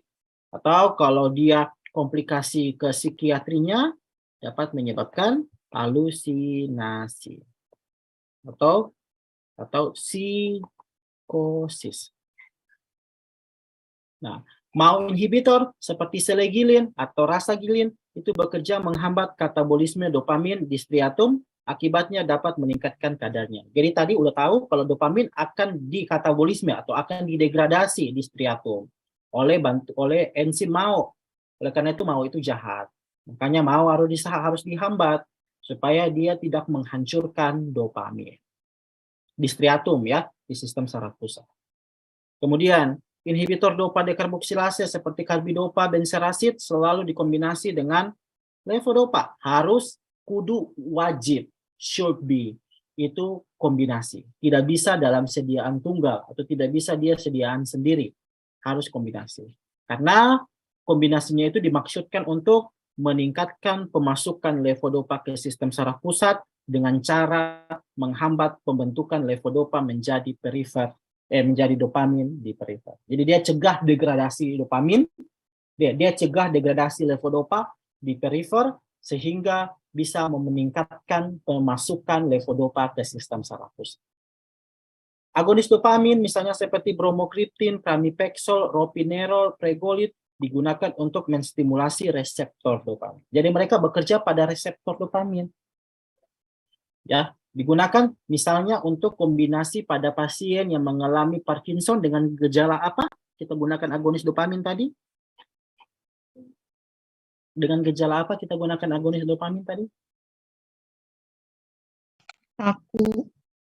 Kaku, ya, rigidity sama apa? Bradykinesia. Yang digunakan oleh semua umur, ya. Semua umur, tidak dibatasi. Lain-lain misalnya seperti entacapone, tolcapone itu merupakan terapi tambahan atau terapi adjuvan aja. Kenapa dia cuma sebagai terapi tambahan? Karena sifatnya COM. Karena COM itu cuma bersifat sebagai enzim apa tadi dia? Enzim antara. Ya, dia cuma sebagai enzim antara, jadi dia tidak memiliki aktivitas yang panjang. Antikolinergik digunakan seperti triheksi, dimen, benztropin digunakan untuk kasus tremor yang terjadi pada usia di bawah 65 tahun, sedangkan amantadin digunakan untuk kasus tremor di usia 65 tahun ke atas. Ya, jadi ada perbedaan yang pada kasus tremor kapan kita gunakan didasarkan oleh penggunaan umur. Ini Parkinson disease merupakan progressive movement disorder, gangguan gerak yang sifatnya progresif, diderita pada masa tua, diakibatkan karena terjadi degenerasi pada produksi dopamin di substansia nigra, ya. Kemudian ini adalah gejala-gejalanya, resting tremor, kemudian rigid, gangguan dalam memulai gerakan, atau terjadi postural instability. Terapinya kita tingkatkan dopamin di otak. Nah, kita tingkatkan kerja dopamin di sistem saraf pusat. Nah, mari kita evaluasi jawabannya kalian yang tadi. Wanita usia 63 tahun mengalami tremor kaku ya, lalu mendapatkan terapi levodopa dan benzeracid. Apakah tujuan pemberian benzeracid berikut ini? Oke, yang mana? B. Kira-kira yang mana? Wah, ini benar. Yang mana, Raihan? Delta. Yang mana? Delta. Yang delta. Delta dengan C benar.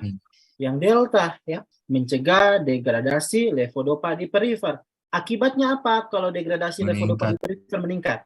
Meningkat jumlah Dihambat. levodopa di otak. Maka dapat meningkatkan jumlah Jumlah levodopa levodopa di otak.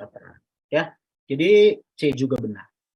Tetapi ya, jika dipilih antara C atau D, yang paling benar itu adalah yang D. Ya, karena aktivitas yang paling pertamanya terjadi itu dia hambat supaya degradasi levodopa itu tidak terjadi. Sehingga efek selanjutnya adalah jumlahnya dapat meningkat di sistem saraf pusat. Ya, C dan D benar, tetapi paling benar adalah antiprekension berikut yang dapat menyebabkan gangguan fluktuasi motorik dan juga psikiatri akibat penggunaan jangka panjang. Yang mana? B. Inhibitor. Yang mana? Yang mana? Ayo. Prekursor dopamin. Prekursor B. dopamin. Yang mana tuh prekursor dopamin? Levodopa. Levodopa. Levodopa. Tadi udah tahu ya, levodopa dapat menyebabkan gangguan fluktuasi motorik. Ya, gangguan motorik dan juga psikiatri.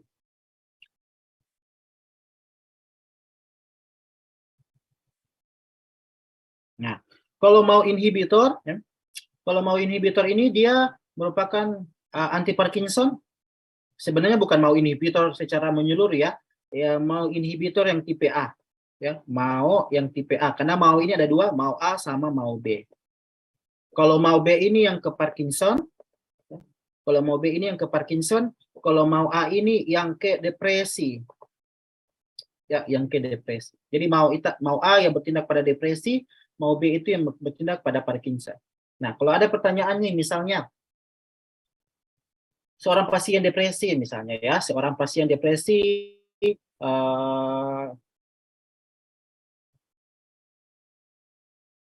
bukan begini. Antidepresi berikut misalnya, antidepresi berikut yang dapat menyebabkan peningkatan tekanan darah secara kritis ya, atau menyebabkan hipertensi krisis ya, karena jika dikombinasi dengan makanan yang tinggi tiramin ya. Kalau ditanyakan adalah antidepresi ya, yang dapat menyebabkan peningkatan tekanan darah kalau dikombinasi bersama atau kalau digunakan bersama dengan makanan yang tinggi akan tiramin, itu adalah mau inhibitor. Nah, mau inhibitor yang lebih tepatnya yang mana? Yang tipe A ya, yang mau A. Kalau mau B itu tidak terlalu signifikan ya, karena mau A yang bertindak pada peningkatan tekanan darah ya. Coba kalau kita lihat interaksi ya. Sebagai contoh. Misalnya sebagai contoh,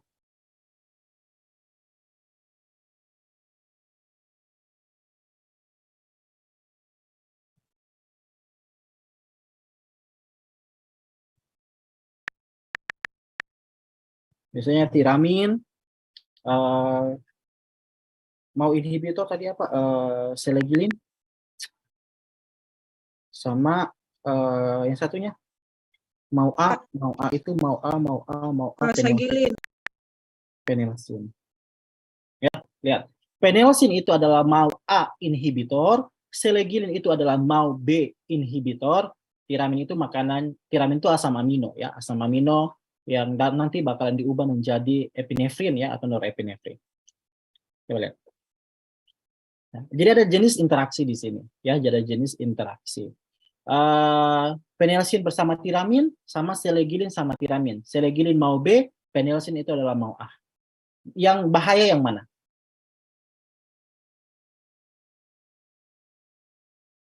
Bahaya yang mana? Bahaya yang adalah yang phenelsin, yang mau A, yang jika dikombinasi dengan makanan yang tinggi tiramin. Kalau yang mau B tidak terlalu bahaya karena dia tidak terlalu signifikan dapat meningkatkan hipertensi. Jadi hanya beresiko sedikit ya karena dia harus dimonitor closely aja. Jadi perlu dimonitoring. Kalau yang phenelsin ya, kalau yang phenelsin dikombinasi bareng tiramin itu contraindicated ya. Jadi dikontraindikasi karena dapat menyebabkan peningkatan tekanan darah ya, hipertensi episode. Bahaya jika dikombinasi. Nah, makanan-makanan seperti apa nih yang kaya akan tiramin? Misalnya seperti makanan yang kayak keju atau red wine, anggur merah, kaviar ya, atau daging-daging fermentasi, miso atau avocado atau alpukat. Itu dia tinggi akan tiramin. Jadi dihindari penggunaan makanan-makanan yang tinggi akan tiramin jika mengkonsumsi mau A inhibitor. Ya, kalau mau B tidak terlalu signifikan.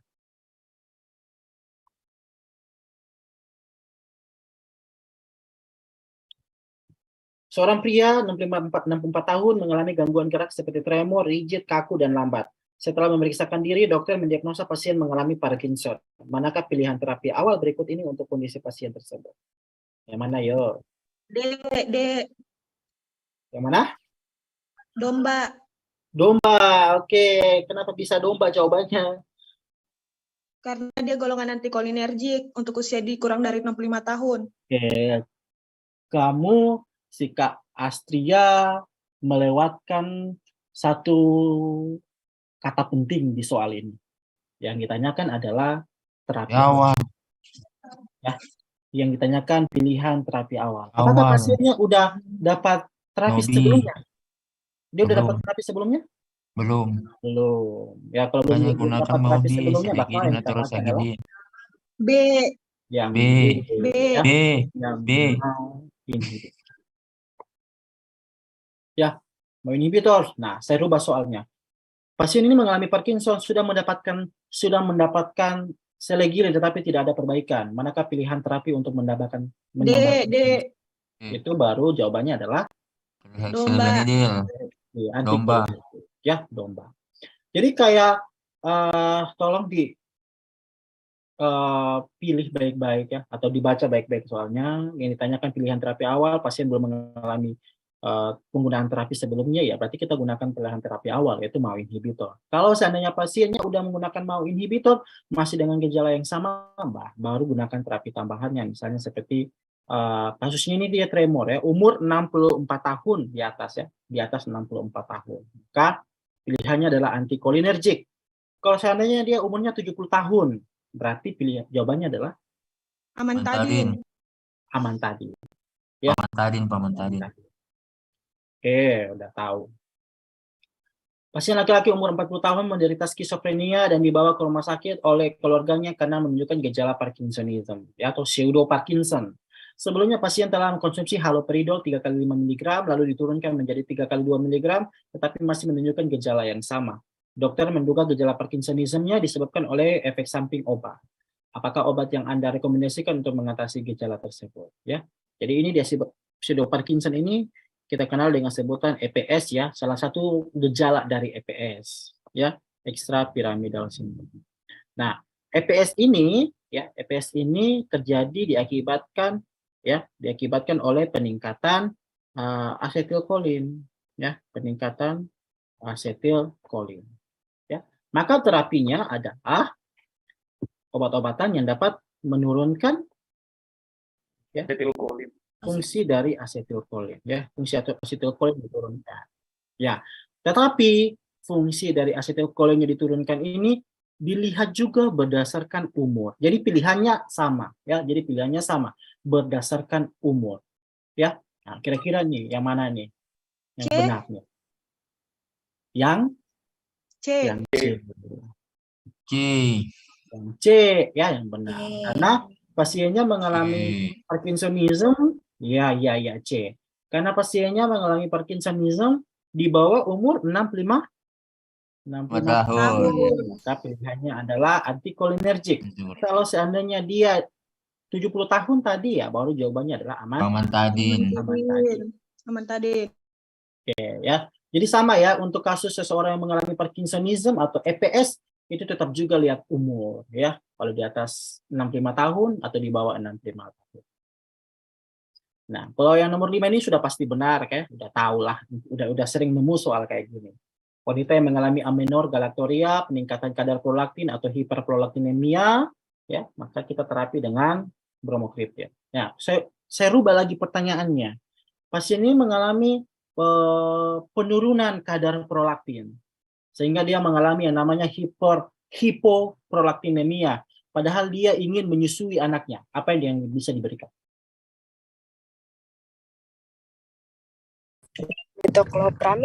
Metoclopramid atau Domperidone. ini kita pakai kalau kasusnya adalah dia mengalami hipoprolaktinemia atau terjadi penurunan ASI.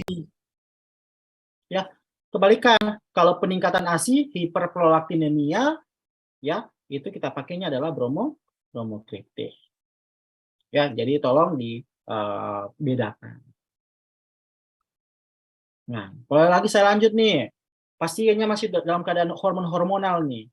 Nih, pasiennya ini udah menikah, ya, udah menikah, tetapi merindukan untuk mendapatkan seorang bayi misalnya, atau ingin hamil lah istilahnya.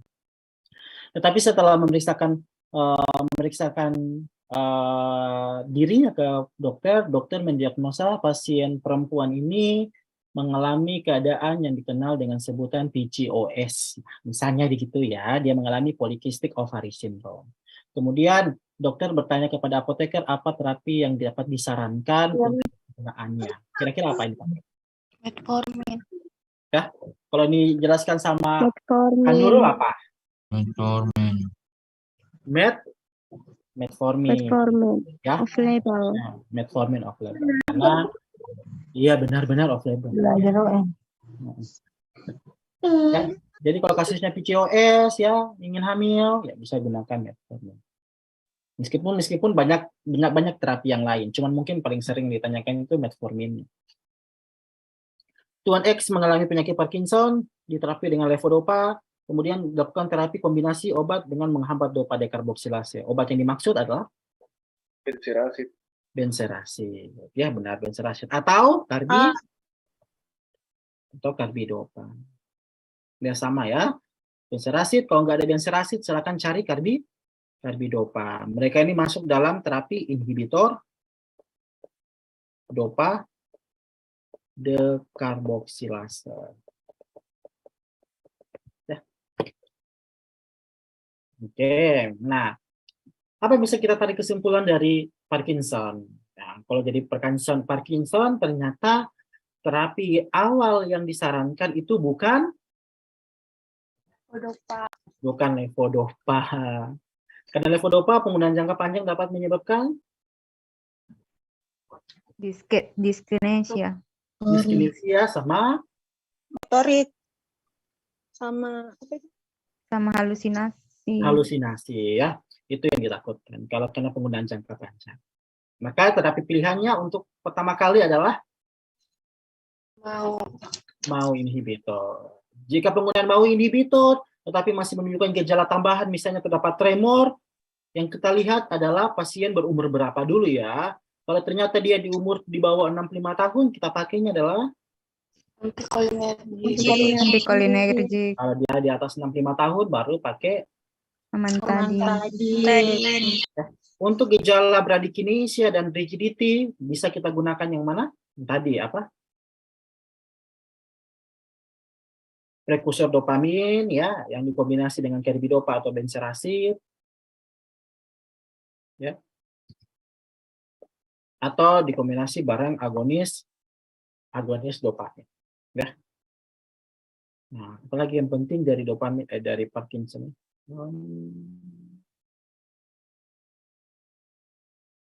Nah, mungkin paling banyak nanti tentang Parkinsonism, ya, mungkin paling banyak itu tentang Parkinsonism yang disebabkan oleh antipsikosis, ya, yang disebabkan oleh antipsikosis mungkin ini paling banyak nanti itu di skizofrenia. Mengapa bisa terjadi kayak gitu itu di skizofrenia. Kemarin TO muncul soal Parkinson? Muncul soal Parkinson TO enggak? Atau enggak ada?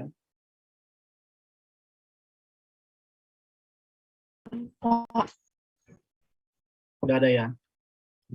Ya, enggak ada ya enggak apa-apa. Ya, ada yang ditanyakan tentang Parkinson?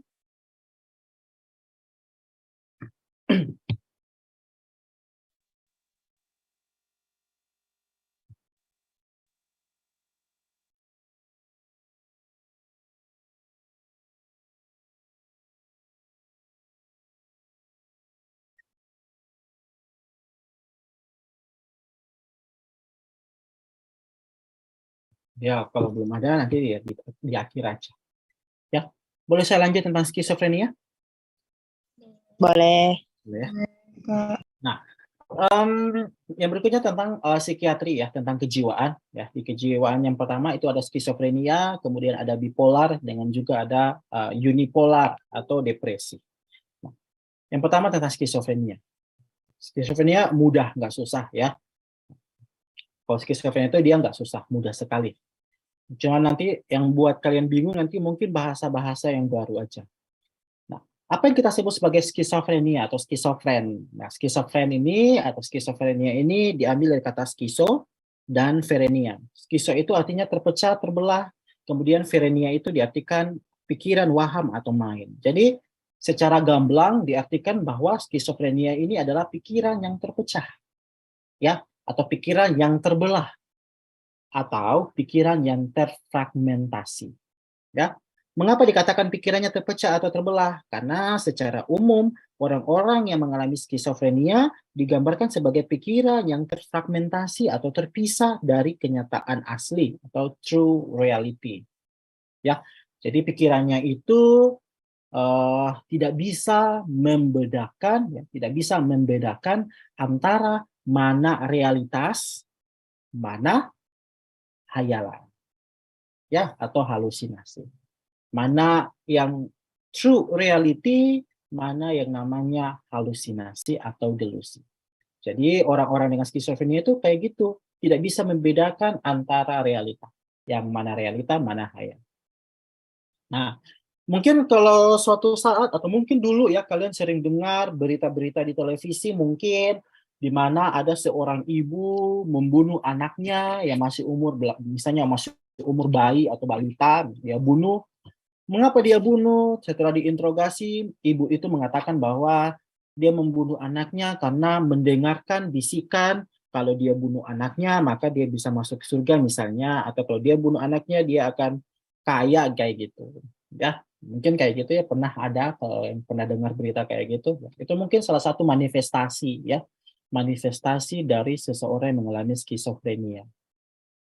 Ya, halusinasi dia. Kemudian penyakit ini juga dianggapkan sebagai suatu sindroma karena memiliki banyak gejala, karena setiap orang itu bisa saja menunjukkan gejala yang beda-beda. Setidaknya ada terdapat 3 gejala, gejala positif, gejala negatif, sama gejala kognitif.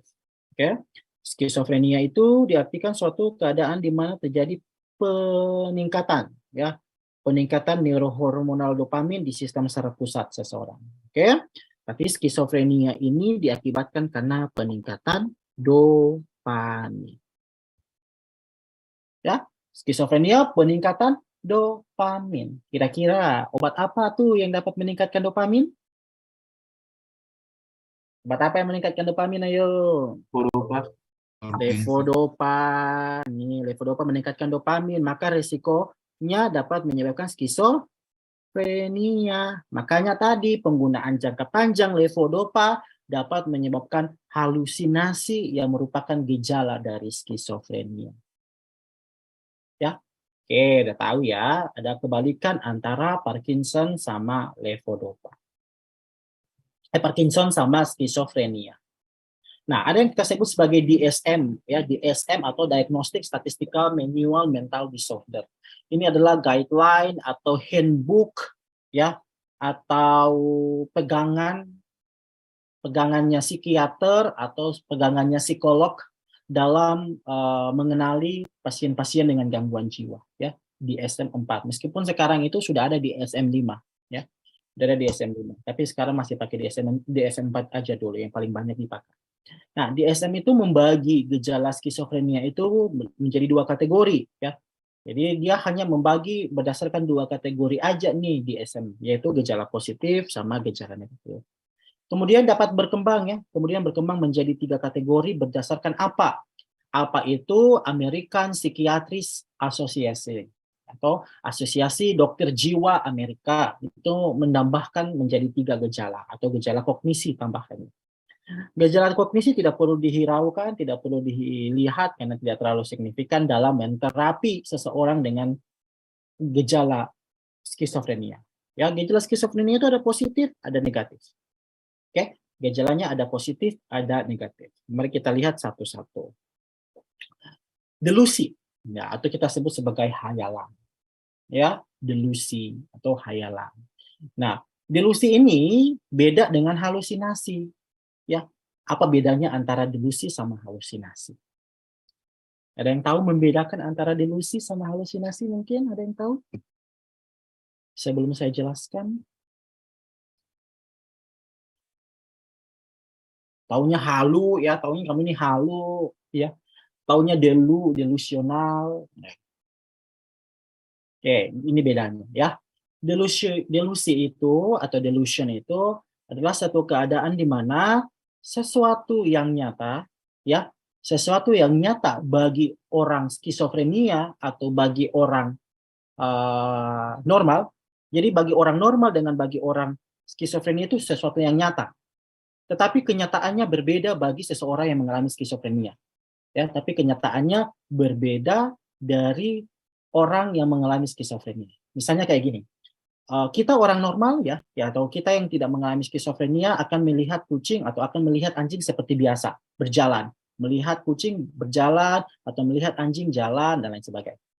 Ya, tetapi bagi orang-orang yang mengalami skizofrenia dia akan mengalami delusional di mana sesuatu yang nyata tadi bagi dia itu beda dari kenyataan aslinya.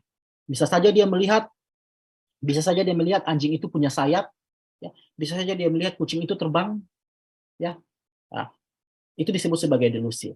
Atau mungkin kayak gini, kita yang orang normal kalau nonton televisi, ya, kita kalau orang normal kalau nonton televisi mungkin kita tahu televisi ini adalah media one way, ya, media satu arah. Artinya apa? Mereka itu yang menginformasikan ke kita atau mereka yang berbicara ke kita itu one way. Tetapi bagi orang yang mengalami skizofrenia, televisi yang nyata itu sifatnya adalah two way interaction. Artinya dia interaksinya 2 arah. Ya, jadi kayak televisi itu ngomong ke dia, kemudian dia juga membalas ngomong ke televisi. Ya, paham nggak maksudnya? Paham ya? Bahasanya sudah paling mudah supaya kalian bisa ngerti. Ya, jadi itu yang disebut sebagai delusi. Sesuatu yang nyata, tetapi kenyataannya berbeda dari kenyataan asli bagi orang skizofrenia. Nah, kalau halusinasi itu adalah sesuatu yang unreal, ya, sesuatu yang tidak nyata, ya, sesuatu yang unreal, orang yang normal tidak nyata. Orang yang normal itu tidak nyata, unreal. Tetapi orang yang skizo juga unreal, sesuatu yang tidak nyata, yang tidak ada. Bagi orang yang skizofrenia itu menjadi nyata. Ya, bagi orang skizofrenia bagi dia nyata. Sesuatu yang unreal bagi orang skizofrenia itu menjadi real, nyata, realitas. Contoh misalnya orang yang mengalami skizofrenia itu kecenderungannya adalah punya teman bayangan. Bukan punya teman hayalan. Ya, kayak orang-orang indigo gitu yang punya teman hayalan kayak gitu ya. Ya, itu halusinasi. Atau dia merasa dirinya dikontrol. Ya, dia merasa dirinya dikontrol atau diawasi atau ingin dibunuh. Ya, itu kan tidak nyata. Tapi bagi dia itu nyata. Atau dia merasa minumannya diracuni. Ya, kayak gitu. Ya, itu disebut sebagai halusinasi. Nah, jadi beda antara delusi sama halusinasi berdasarkan objeknya. Jadi kalau saya tanya sama kalian nih, sama pencinta-pencinta K-pop misalnya, seperti misalnya ada sini pecinta K-pop, sebut saja misalnya seperti Andi, Nailil, Aulia, sama Hasrat misalnya, atau sama Nilus Sri Purnamawati, saling berantem karena masing-masing saling klaim bahwa Jungkook itu adalah suami mereka. Andi Nailil mengklaim Jungkook itu suami aku, kemudian Hasrat dengan Nilus Sri juga mengklaim enggak, dia suami aku, kayak gitu. Kira-kira itu disebut delusi atau halusinasi? Halusinasi. Halusinasi atau delusi? Delusi. Delusi, karena Jungkook itu Objek yang real. objek yang mana? Objek yang nyata atau tidak? Nyata. Objek yang nyata. Jungkook itu ada orangnya, ya, dia nyata. Maka kalau sesuatunya yang, tapi kan dia bukan suaminya kalian kan kayak gitu. Berarti dia beda kenyataan aslinya. Berarti itu artinya dia mengalami delusi. Jadi sebenarnya orang-orang yang kecenderungannya yang sekarang lebih disebut, ih kamu ini halu deh kayak gini. Itu sebenarnya bukan halu, lebih tepatnya sebutannya adalah delusi. Ya, you are a delusional person. Kamu orang yang delusi. Karena objeknya nyata, tapi kenyataannya tidak sama. Kalau halusinasi itu objeknya tidak nyata, tapi menjadi nyata. Kayak gitu. Oke. Kemudian,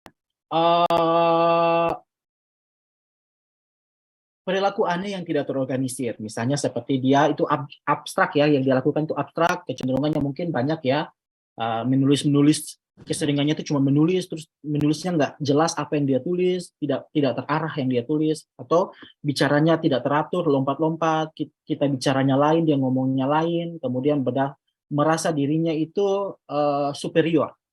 Paling cenderungnya itu adalah kecenderungannya orang-orang yang dengan skizofrenia itu merasa dirinya superior. Jadi kayak dia yang paling tahu. Kemudian mengalami yang namanya ilusi atau pencuriga.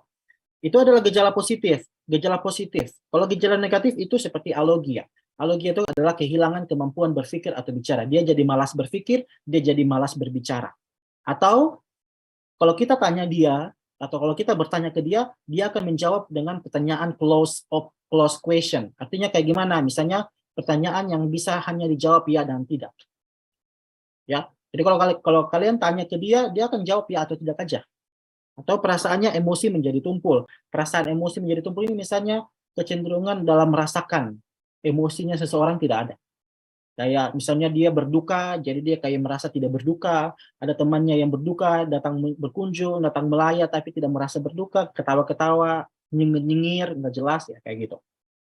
Kemudian affiliation. Affiliation itu adalah kehilangan motivasi. Jadi kalau kalian sudah mulai kehilangan motivasi dalam hidup, kemungkinan kalian mengalami gejala negatif, ya. Misalnya Ari Kayu misalnya, dia adalah pemain basket Indonesia. Kemudian dia mengalami skizofrenia, gejala negatif, affiliation misalnya. Jadi si Ari ini dia udah nggak minat lagi dengan basket, atau dia udah nggak minat lagi dengan bulu tangkis misalnya, atau misalnya kalau dia tentara dia udah nggak minat lagi atau nggak tertarik lagi dengan profesinya sebagai seorang tentara, misalnya kayak gitu ya.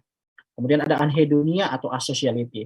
Anhedonia ini adalah tidak bisa merasakan rasa senang, atau tidak bisa atau kurangnya kemampuan dalam merasakan senang. Jadi kalau ada yang sudah mulai merasa tidak pernah senang dalam hidupnya atau tidak bisa lihat orang senang, dia mengalami anhedonia, ya. Nah, kemudian tidak mampu berkonsentrasi. Nah, itu adalah gejala positif sama gejala negatif dari orang yang mengalami skizofrenia. Apa bedanya? Bedanya adalah orang yang dengan gejala positif cenderung mengganggu, sedangkan orang yang dengan gejala negatif itu tidak mengganggu. Ya, mengganggu ini dalam arti apa? Ya, mengganggu lingkungan. Ya, mengganggu lingkungan. Kalau kita berteman dengan orang yang misalnya dengan skizofrenia, terus dia tiba-tiba ngomong kalau ada seseorang yang ada di belakang, tapi ternyata tidak ada orang di belakangnya kita, terus dia ngomong ada, kan kita terganggu, kita jadi takut, kita jadi kaget, yang mengganggu kita. Ya, itu disebut gejala positif, yang mengganggu lingkungan. Kalau gejala negatif itu tidak mengganggu lingkungan. Misalnya nih, kalau dia kehilangan motivasi, apa pengaruhnya ke kita? Nggak ada. Ya, kalau dia mengalami kehilangan kemampuan bicara, pengaruhnya ke kita apa? Nggak ada. Jadi artinya dia tidak mengganggu kita. tidak mengganggu lingkungan, itu disebut sebagai gejala negatif. Ya, gejala positif yang perlu diterapi. Ya, gejala positif itu yang perlu diterapi. Berdasarkan DSM-4 ya, berdasarkan DSM-4, seseorang dengan skizofrenia akan dikatakan skizofrenia kalau dia memunculkan 3 atau lebih gejala. Ya, memunculkan 3 atau lebih gejala, di mana 2 gejala pasti atau 2 gejala wajib itu harus delusi sama halusinasi. Ya, jadi kalau dia cuma memunculkan gejala halusinasi nih misalnya, ya belum tentu dia adalah skizofrenia. Ya, kalau dia misalnya mengalami kehilangan motivasi misalnya, ya belum tentu gejala skizofrenia. Dikatakan skizo kalau dia menunjukkan 3 atau lebih gejala, di mana gejala pasti harus delusi sama halusinasi. Ya, nah gejala positif dan gejala negatif itu berada di mana? Kalau mesolimbik itu adalah gejala positif, kalau mesokortikal itu yang berperan pada gejala negatif. Oke, gejala positif mesolimbik, gejala negatif itu adalah mesokortikal. Terapi dari seseorang yang mengalami skizofrenia itu simpel aja, ada yang namanya antipsikotik atau antipsikotik. Antipsikotik dibagi antipsikotik tipikal sama antipsikotik atipikal. Yang tipikal sama atipikal. Tipikal itu yang apa? Yang first generation of antipsikotik. Kalau SGA itu apa? Second generation of antipsikotik. Jadi antipsikotik generasi kedua, kita sebutnya APG2. Antipsikotik generasi pertama kita sebutnya sebagai APG1. APG1 tipikal, APG2 atipikal. Ini generasi lama kalau APG1, dia hanya memblok reseptor dopamin 2.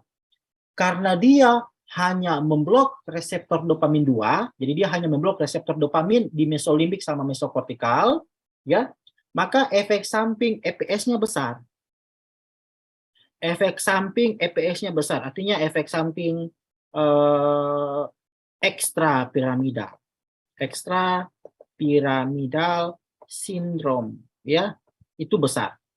Misalnya seperti apa ekstrapiramidal sindrom? Seperti tadi Parkinsonism, ya, pseudo Parkinson, itu efek sampingnya paling besar di tipikal, yang generasi pertama. Efektif untuk mengatasi gejala positif aja. Jadi orang yang dengan gejala positif paling besar itu bisa gunakan atipikal, ya, tipikal atau generasi pertama, karena dia hanya mengatasi gejala positif. Tetapi kalau dia SGA atau second generation of antipsychotic atau APG2, ini dia generasi lebih baru, sekitaran 90-an, tahun 90-an udah ada, ya. Yang paling pertama itu adalah risperidon. Nah, untuk generasi yang baru pertama kali itu untuk generasi kedua dia memblok serotonin sama dopamin. Tapi dopamin efek blokadenya agak lebih rendah. Efek blok kepada reseptor dopamin itu lebih rendah. Sehingga efek samping EPS-nya lebih kecil. Oke? Jadi mau dia tipikal, mau dia atipikal, sama-sama menyebabkan EPS. Ya, sama-sama dapat menyebabkan EPS. Cuman atipikal cenderung lebih kecil.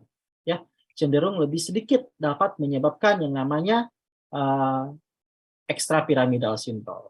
Nah, efektif untuk mengatasi gejala positif sama gejala negatif. Ya, efektif dapat mengatasi gejala positif sama gejala negatif. Ya, kalau tipikal hanya gejala positif doang, kalau atipikal untuk mengatasi gejala positif sama negatif. Gejala positif itu diakibatkan oleh dopamin, kalau gejala negatif itu diakibatkan oleh serotonin. Ya. Nah, itu jenis yang pertama, ya, tipikal sama atipikal. Antipsikotik generasi pertama, contohnya seperti fenotiazin, ya. Contohnya seperti fenotiazin, golongan fenotiazin, contohnya seperti chlorpromazin, CPZ, perpenazin, trifluoperasin atau flupenazin, ya. CPZ, perpenazin, trifluoperasin atau flupenazin. Kalau golongan butyropenon, contohnya seperti haloperidol, ya. Golongan dipenilbutylpiperidin, contohnya pimosid. Ya. Yang paling kalian kenal di sini yang mana? Paling adalah chlorpromazin sama haloperidol. Peridol. Ini paling sering dikenal, ya. Mengapa paling sering dikenal? Karena mereka paling baik atau paling bagus diberikan pada seseorang yang mengalami gejala skizofrenia, terus ada kemungkinan untuk suicide. Ada tahu suicide apa? Suicide, ada tahu? Bunuh diri. Bunuh diri. Ya. Jadi ada kecenderungan untuk bunuh diri itu pemberian seperti klorpromazin sama haloperidol. Paling banyak itu adalah klorpromazin. Mengapa bisa klorpromazin atau haloperidol? Karena efek sedasinya mereka besar. Ya, efek sedasinya itu besar. Makanya pemilihannya adalah bisa dengan si klorpromazin atau haloperidol. Nah, kemudian kalau antipsikotik generasi kedua disebut sebagai atipikal, ya, disebut sebagai atipikal, better in efficacy and low side effect in EPS. Jadi untuk kasusnya APG2 ini merupakan drug of choice. Ya, pilihan terapi awal. Ya, obat pilihan untuk dipakai pada kasus skizofrenia pertama kali. Ya, itu adalah APG2. Jadi kalau bertemu soal yang ditanyakan first line-nya apa, ya pasti APG2. Nah, contohnya golongan benzamid, sulprit, atau golongan di benzodiazepin, contohnya clozapine, olanzapine, quetiapine. Kemudian ada golongan bensisoxazole seperti risperidone atau aripiprazole. Nah, untuk clozapine dari semua antipsikotik ya, dari semua antipsikotik yang ada, clozapine itu yang paling baik efeknya. Ya, efeknya paling baik itu adalah clozapine. Tetapi masalahnya efek sampingnya juga paling baik. Efek sampingnya paling bagus juga ya. Efek sampingnya besar. Ya. Efeknya baik, efek sampingnya juga besar. Misalnya, efek samping yang sering terjadi pada penggunaan clozapine itu adalah hipotensi ortostatik. Ada yang tahu hipotensi ortostatik? Ada yang tahu hipotensi ortostatik? Hipotensi? Penurunan tekanan secara tiba-tiba. Apakah Imran? Penurunan tekanan secara tiba-tiba. Gitu ya. Ya, hipotensi ortostatik itu adalah penurunan tekanan darah secara drastis yang diakibatkan karena pengaruh perubahan posisi tubuh ya, posisi badan. Misalnya seperti apa nih? Misalnya seperti Taufik Kemal misalnya. Taufik ini sementara main handphone nih misalnya, sementara baring-baring ya, sementara baring-baring atau sementara tidur lah intinya. Kemudian tiba-tiba bangun karena kaget gempa ya, tiba-tiba terus bangun tiba-tiba langsung berdiri kan gitu ya, tiba-tiba langsung hitam kelihatannya, penglihatannya langsung hitam, langsung blank lah istilahnya ya, istilah zaman sekarang blank, langsung blank gitu. Nah, itu yang disebut sebagai hipotensi ortostatik ya, di mana terjadi penurunan tekanan darah akibat posisi tubuh yang berubah secara drastis, sehingga aliran darah ke otak itu menurun. Ya, aliran darah ke otak itu menurun, sehingga suplai oksigen ke otak juga ikut menurun, sehingga metabolisme di otak terhambat. Itu yang menyebabkan hipotensi. Nah, clozapine ini efeknya paling baik, paling nampol, paling bagus. Ya, tapi efek sampingnya itu paling besar. Makanya clozapine sering sekali dipakai untuk pasien-pasien yang mengalami refraktori. Oke, udah tahu kemarin apa refraktori? Udah tahu lah pasti apa refraktori ya. Yang kayak gimana itu refraktori kemarin, Taufik?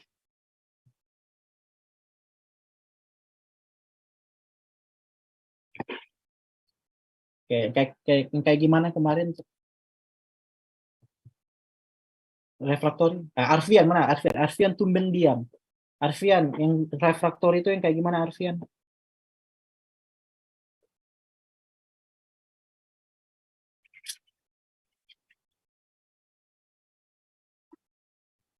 No.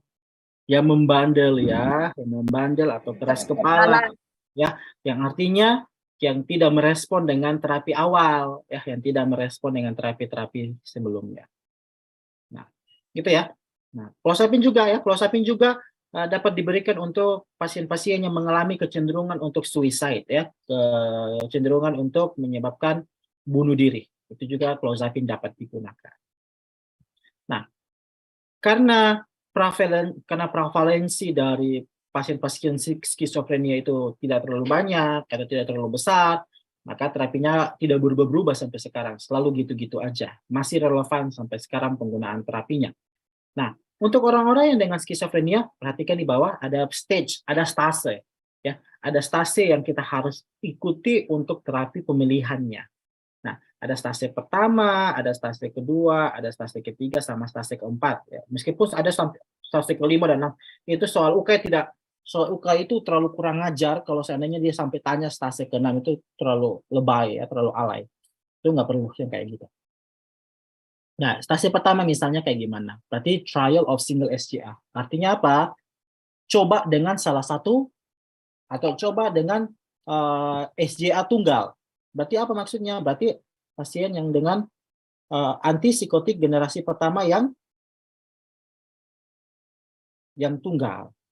Misalnya seperti apa? Misalnya pilih di situ aripiprazol, olanzapine, quetiapine, risperidon atau ciprasidon. Bebas yang mana aja, tidak ada yang di anak emaskan di situ. Mau pilih yang mana aja bebas. Ya, aripiprazol boleh, olanzapine boleh, quetiapine boleh, risperidon atau ciprasidon boleh mana aja. Mereka adalah drug of choice semua. Silakan pilih di situ. For example, misalnya contohnya seperti kita pilihnya adalah aripiprazol. Nah, ternyata setelah dievaluasi selama 3 atau 6 bulan, ya, evaluasinya sekitaran situ, ya 3 atau 6 bulan. Terdapat yang namanya partial or non-response. Jadi misalnya terdapat efek parsial yang separuh atau efeknya tidak ada, tidak relevan pemberiannya. Maka tidak ada efek yang tercapai di sana, maka bisa diganti. Masuk ke stase 2 atau stage 2. Di stage 2, kita bisa gunakan trial of single SGA or FGA. Jadi bisa gunakan salah satu SGA atau FGA. Jadi bisa gunakan APG 1, bisa gunakan APG 2 ya. Bisa gunakan APG 1, bisa gunakan APG ya, APG 2. Kayak gitu. Nah, untuk APG 2, perhatikan di situ no trial in stage 1, yang tidak dicoba di stage 1. Maksudnya kayak gimana? Ya, maksudnya kayak gimana?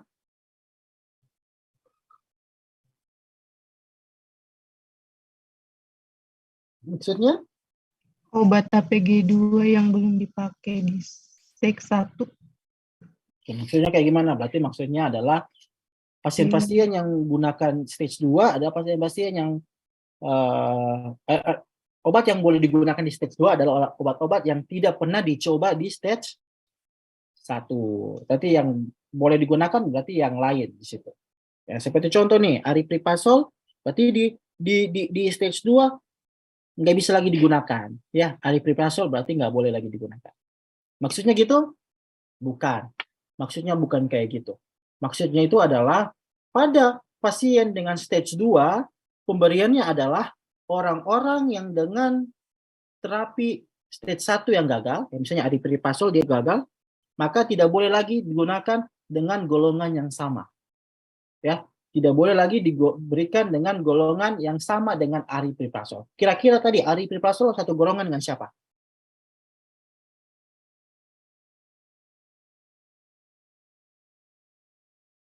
Dengan siapa?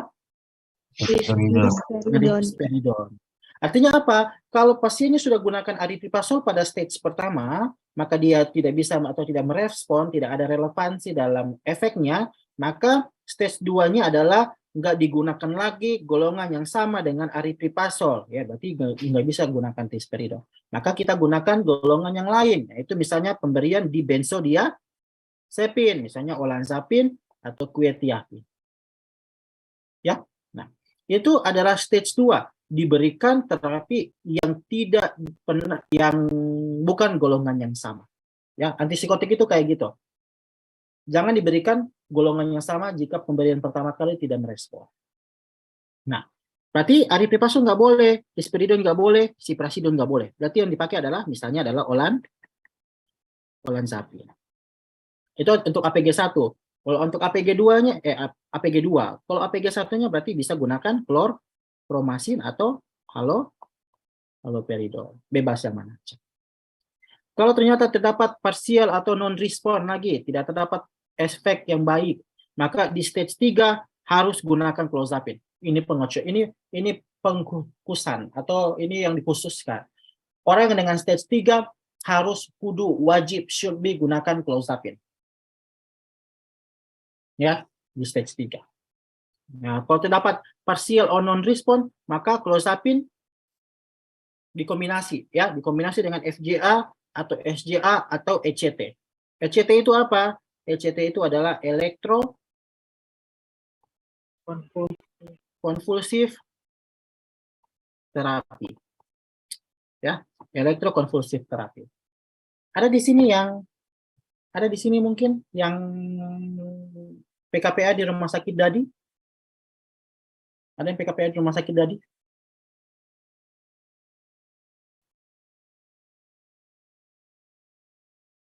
Iya, Rumah sakit Dadi itu rumah sakit jiwa bukan sih? iya Kak. Iya, Kak. Iya, Kak. Saya kira udah berubah. Ada yang sini rumah sakit Dadi? Tidak ya? Tidak ada, Kak. Waduh.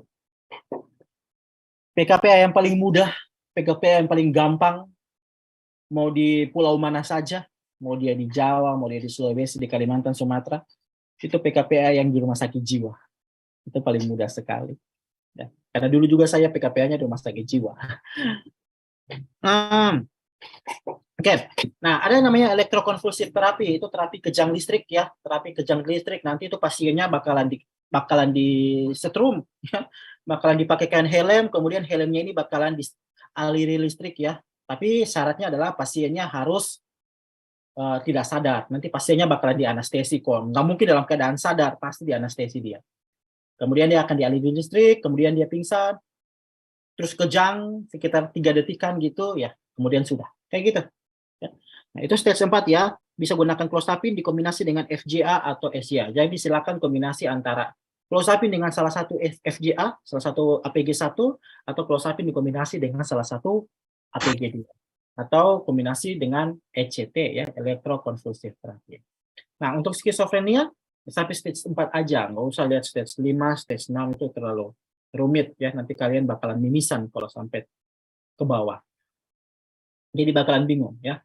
Kita evaluasi, stage 1 harus gunakan APG 2. Terserah, bebas yang mana aja. Ya, tidak ada yang dianakmaskan di situ. Aripiprazol boleh, olanzapin boleh, quetiapin boleh, risperidon boleh, ciprasidon boleh. Bebas ya. Nah, untuk stage 2 silakan gunakan APG 1, APG atau APG 2. Asalkan APG 2 yang dipakai ya, itu tidak boleh segolongan dengan APG 1. Tidak boleh segolongan dengan APG 2 yang segolongan. Ya, misalnya seperti tadi sudah gunakan aripiprazol di stage 1, maka yang segolongan dengan aripiprazol nggak boleh lagi digunakan di stage 2. Risperidon nggak boleh, ciprasidon nggak boleh, maka pilihannya jatuh ke olanzapin atau quetiapin. Kemudian dievaluasi lagi ya, sekitaran 3 sampai 6 bulan dievaluasi, maka kalau tidak terdapat respon yang baik maka pindah ke stage 3. Di stage 3 terapinya adalah wajib should be gunakan clozapine. Ya, harus gunakan clozapine. Kalau tidak ada respon lagi, pindah ke stage 4, clozapine dikombinasi dengan FGA kah atau SGA kah atau ECT. Ya. Nah, untuk FGA dengan SGA yang dipakai, bebas yang mana aja.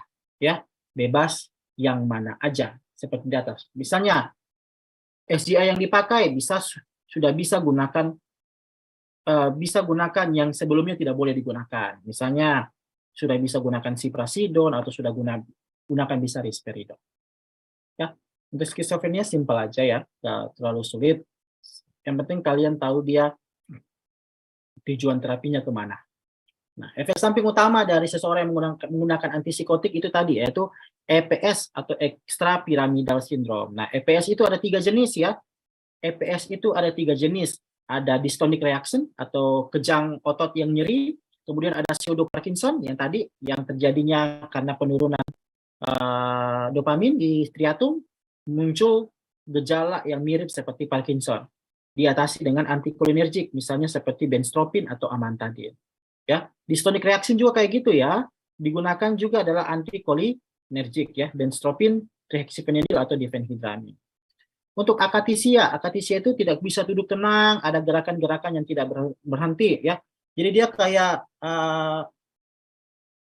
jadi tidak bisa diam ya, jadi dia kayak hiperaktif, capila ya, kayak gitu. Jadi dia nggak ya kayak banyak gerak ya, banyak gerakan. Ada gerakan-gerakan yang tidak perlu digerakkan jadi bergerak kayak gitu.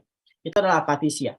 Nah, akatisia ini dapat diterapi dengan propanolol atau benzodiazepin ya. Benzodiazepin yang dipakai bisa lorazepam atau clonazepam.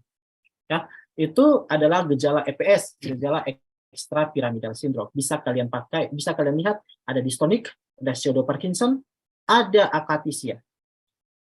Ya. Nah, jadi untuk dystonic reaction sama pseudo Parkinson bisa gunakan antikolinergik. Ya, bisa gunakan antikolinergik. Untuk pseudo Parkinson bisa gunakan amantadin. Nah, kapan kita gunakan amantadin? Kapan kita gunakan antikolinergik? Tadi berdasarkan umur 65 tahun sama di atas 65 tahun. Sama ya pilihan terapinya. Nah, adapun yang efek samping yang sering ada juga ya, misalnya seperti efek kardiovaskuler, misalnya seperti hipotensi ortostatik terjadi, atau misal terjadi gangguan fungsi seksual, terjadi disfungsi ereksi, biasanya itu pada penggunaan tipe yang atipikal ya, generasi kedua. Itu menyebabkan terjadi fungsi seksual yang menurun.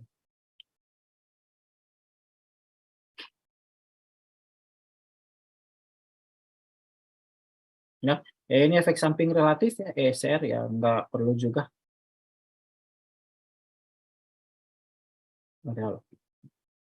Obat terpilih untuk mengatasi efek ekstrapiramidal. Apa aja obat-obat yang kita bisa pakai untuk mengatasi efek ekstrapiramidal? Ya tadi ada trihexy, amantadin, propanolol, diphenhydramine, lorazepam, benztropin. Tergantung ya. Ada akatesia, ada dystonia, ada Parkinsonism. Ya. Untuk akatesia yang tadi gerakan-gerakan yang tidak perlu, tidak bisa diam, itu pemilihannya propanolol atau lorazepam. Selebihnya yang itu bisa gunakan antikolinergik atau bisa gunakan amantadin. Nanti soal bakalan sebutkan dia mengalami ekstrapiramidal yang mana. Tenang saja, pasti disebutkan ekstrapiramidalnya apa. Nomor 1, coba.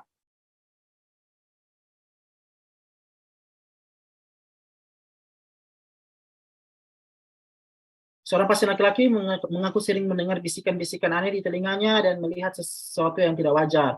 Dokter mendiagnosa pasien mengalami yang namanya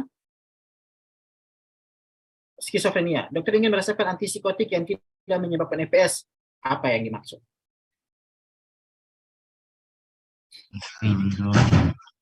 Berarti yang mana? Masuk gitu bro.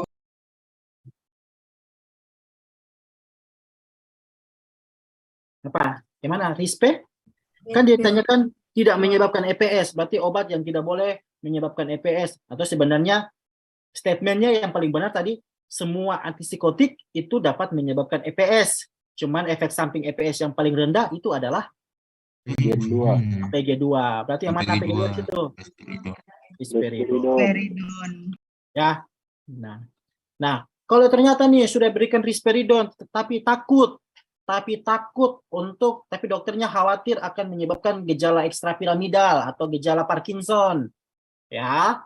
Karena efek samping dari antipsikotik itu adalah EPS, misalnya Parkinsonism ditakutkan dapat terjadi, misalnya sudah pemberian risperidon, maka dokter akan meresepkan suatu obat, ya, untuk mengatasi gejala EPS-nya misalnya. Berarti kita pakai apa? Lihat soal nomor 2 nih, lihat soal nomor 2. Pasien 42 tahun, konsumsi haloperidol, mengalami tremor, otot yang bergerak tak biasa. Jadi dia mengalami tremor dan mengalami dystonik. Ya, gejala EPS. Kira-kira apa yang dapat digunakan? Trihexy. Propanolol. Triheksi. Reaksi dini. Kenapa bisa triheksi? Kenapa bisa triheksi? Antikolinergik. Karena umurnya 42 Karena umurnya di bawah 42 tahun ya, dikasihkan triheksi Fenadil ya. Nah, itu juga menjawab pertanyaan yang ditanyakan oleh Kak Raya Dalipang. Maka tujuan kombinasi risperidon dengan THP apa ya? Ya mencegah efek samping EPS Kak Raya ya. Supaya efek samping EPS tidak terjadi atau mencegah supaya EPS tidak terjadi. Karena semua antipsikotik dapat menyebabkan EPS ya, extrapyramidal syndrome. Untuk mencegah itu diberikan antikolinergik misalnya seperti trihexyphenidyl. Itu pun harus tergantung umur. Kalau umurnya di bawah 65 tahun gunakan antikolinergik, kalau di atas 65 tahun gunakan aman tadi. Ya. Seorang pasien laki-laki yang didiagnosa dokter skizofrenia mengalami kambuhan setelah diterapi dengan antipsikotik berupa olanzapin atau klorpromazin, monoterapi selama 2 tahun. Di bawah ini yang dapat digunakan untuk mengganti terapi pasien tersebut. Ayo. Oke. Apa dikasih?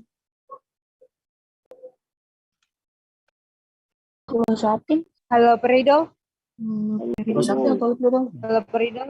Coba perhatikan soalnya. Perhatikan soalnya, pasien sudah diterapi monoterapi selama 2 tahun yang berupa olanzapin sama klorpromazin.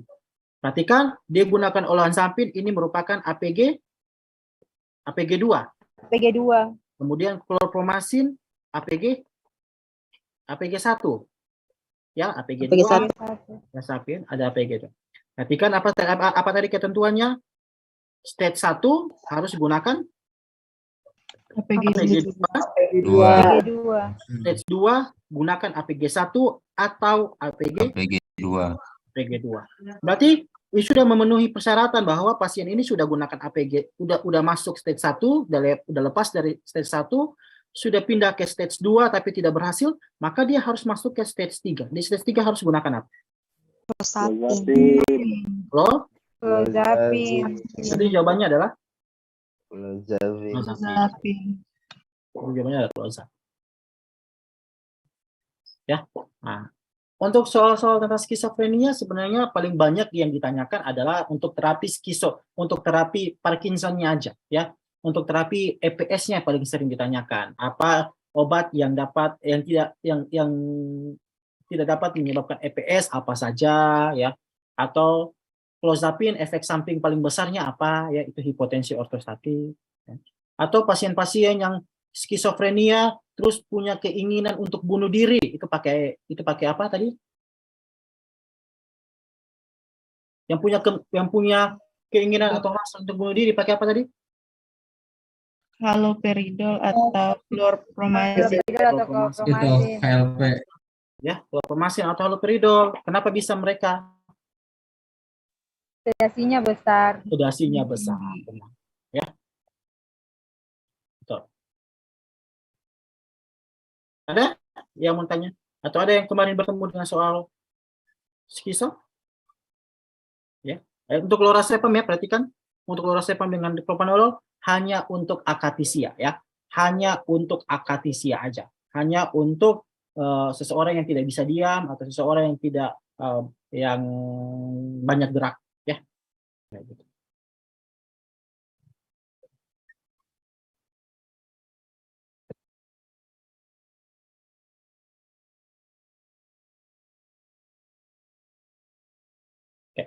Untuk skizofrenia ada yang bertanyakan?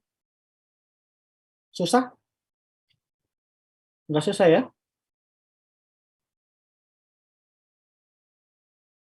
Ya, kalau kalian bilang susah ya itu mungkin karena kalian kurang baca ya, kurang informasi tentang skizofrenia.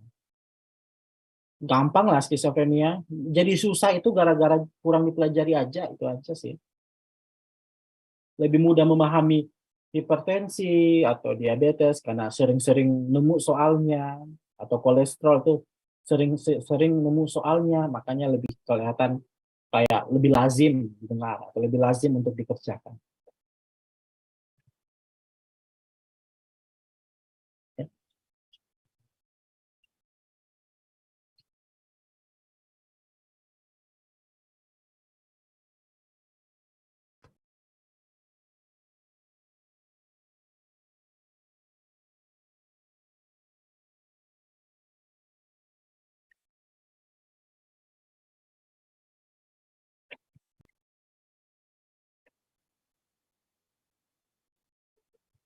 Kak, mau tanya, Ya, Arfian. eh tanya Kak, untuk APG itu efek bisa suaranya terdengar jelas Kak? Ah, iya. Kenapa, Arfian? Untuk obat-obat APG 2 itu efek sampingnya bisa tidak meningkatkan kolesterol? APG 2 menyebabkan kolesterol. Meningkatkan. Menyebabkan kolesterol. Metabolic syndrome. Metabolic syndrome sebutannya. APG 2 itu paling besar dapat menyebabkan metabolic syndrome. Ya, salah satu contohnya dapat meningkatkan kolesterol. Itu tunggu saya lihat. Berarti Bisa. Ya, gula darah juga bisa. Bisa. Itu yang kita sebut, itu yang saya sebut tadi, metabolic syndrome. Ya, kalau dikatakan metabolic syndrome bisa peningkatan gula darah, bisa peningkatan kadar LDL, ya. Itu adalah APG 2. Semua jenis obat APG 2? Tunggu, wait ya, saya lihat tuh. Tunggu.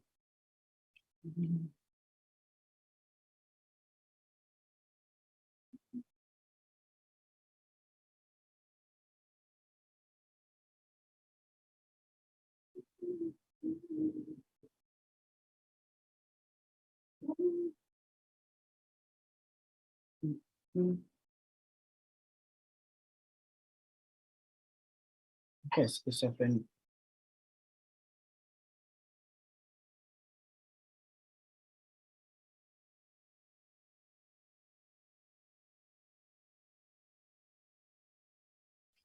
Chris, boleh bertanya Pak sedikit? Halo. Halo Mas Chris. Udah kedengar? Nggak suara phone?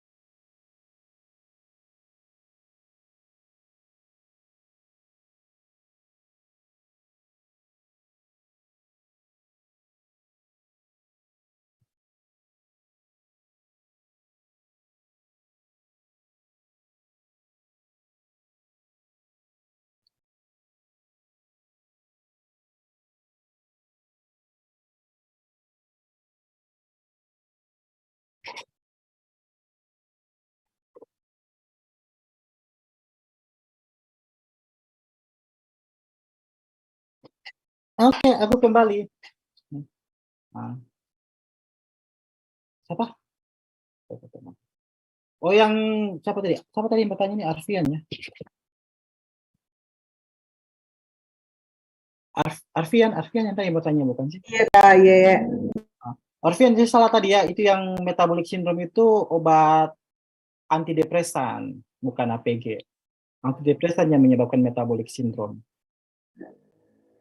Saya kurang tahu ya kalau yang APG ya, APG 2 itu dapat menyebabkan metabolik, tapi yang metabolic syndrome itu kebanyakan dari golongan antidepresan. Ya Kak, kasih. Apa tuh?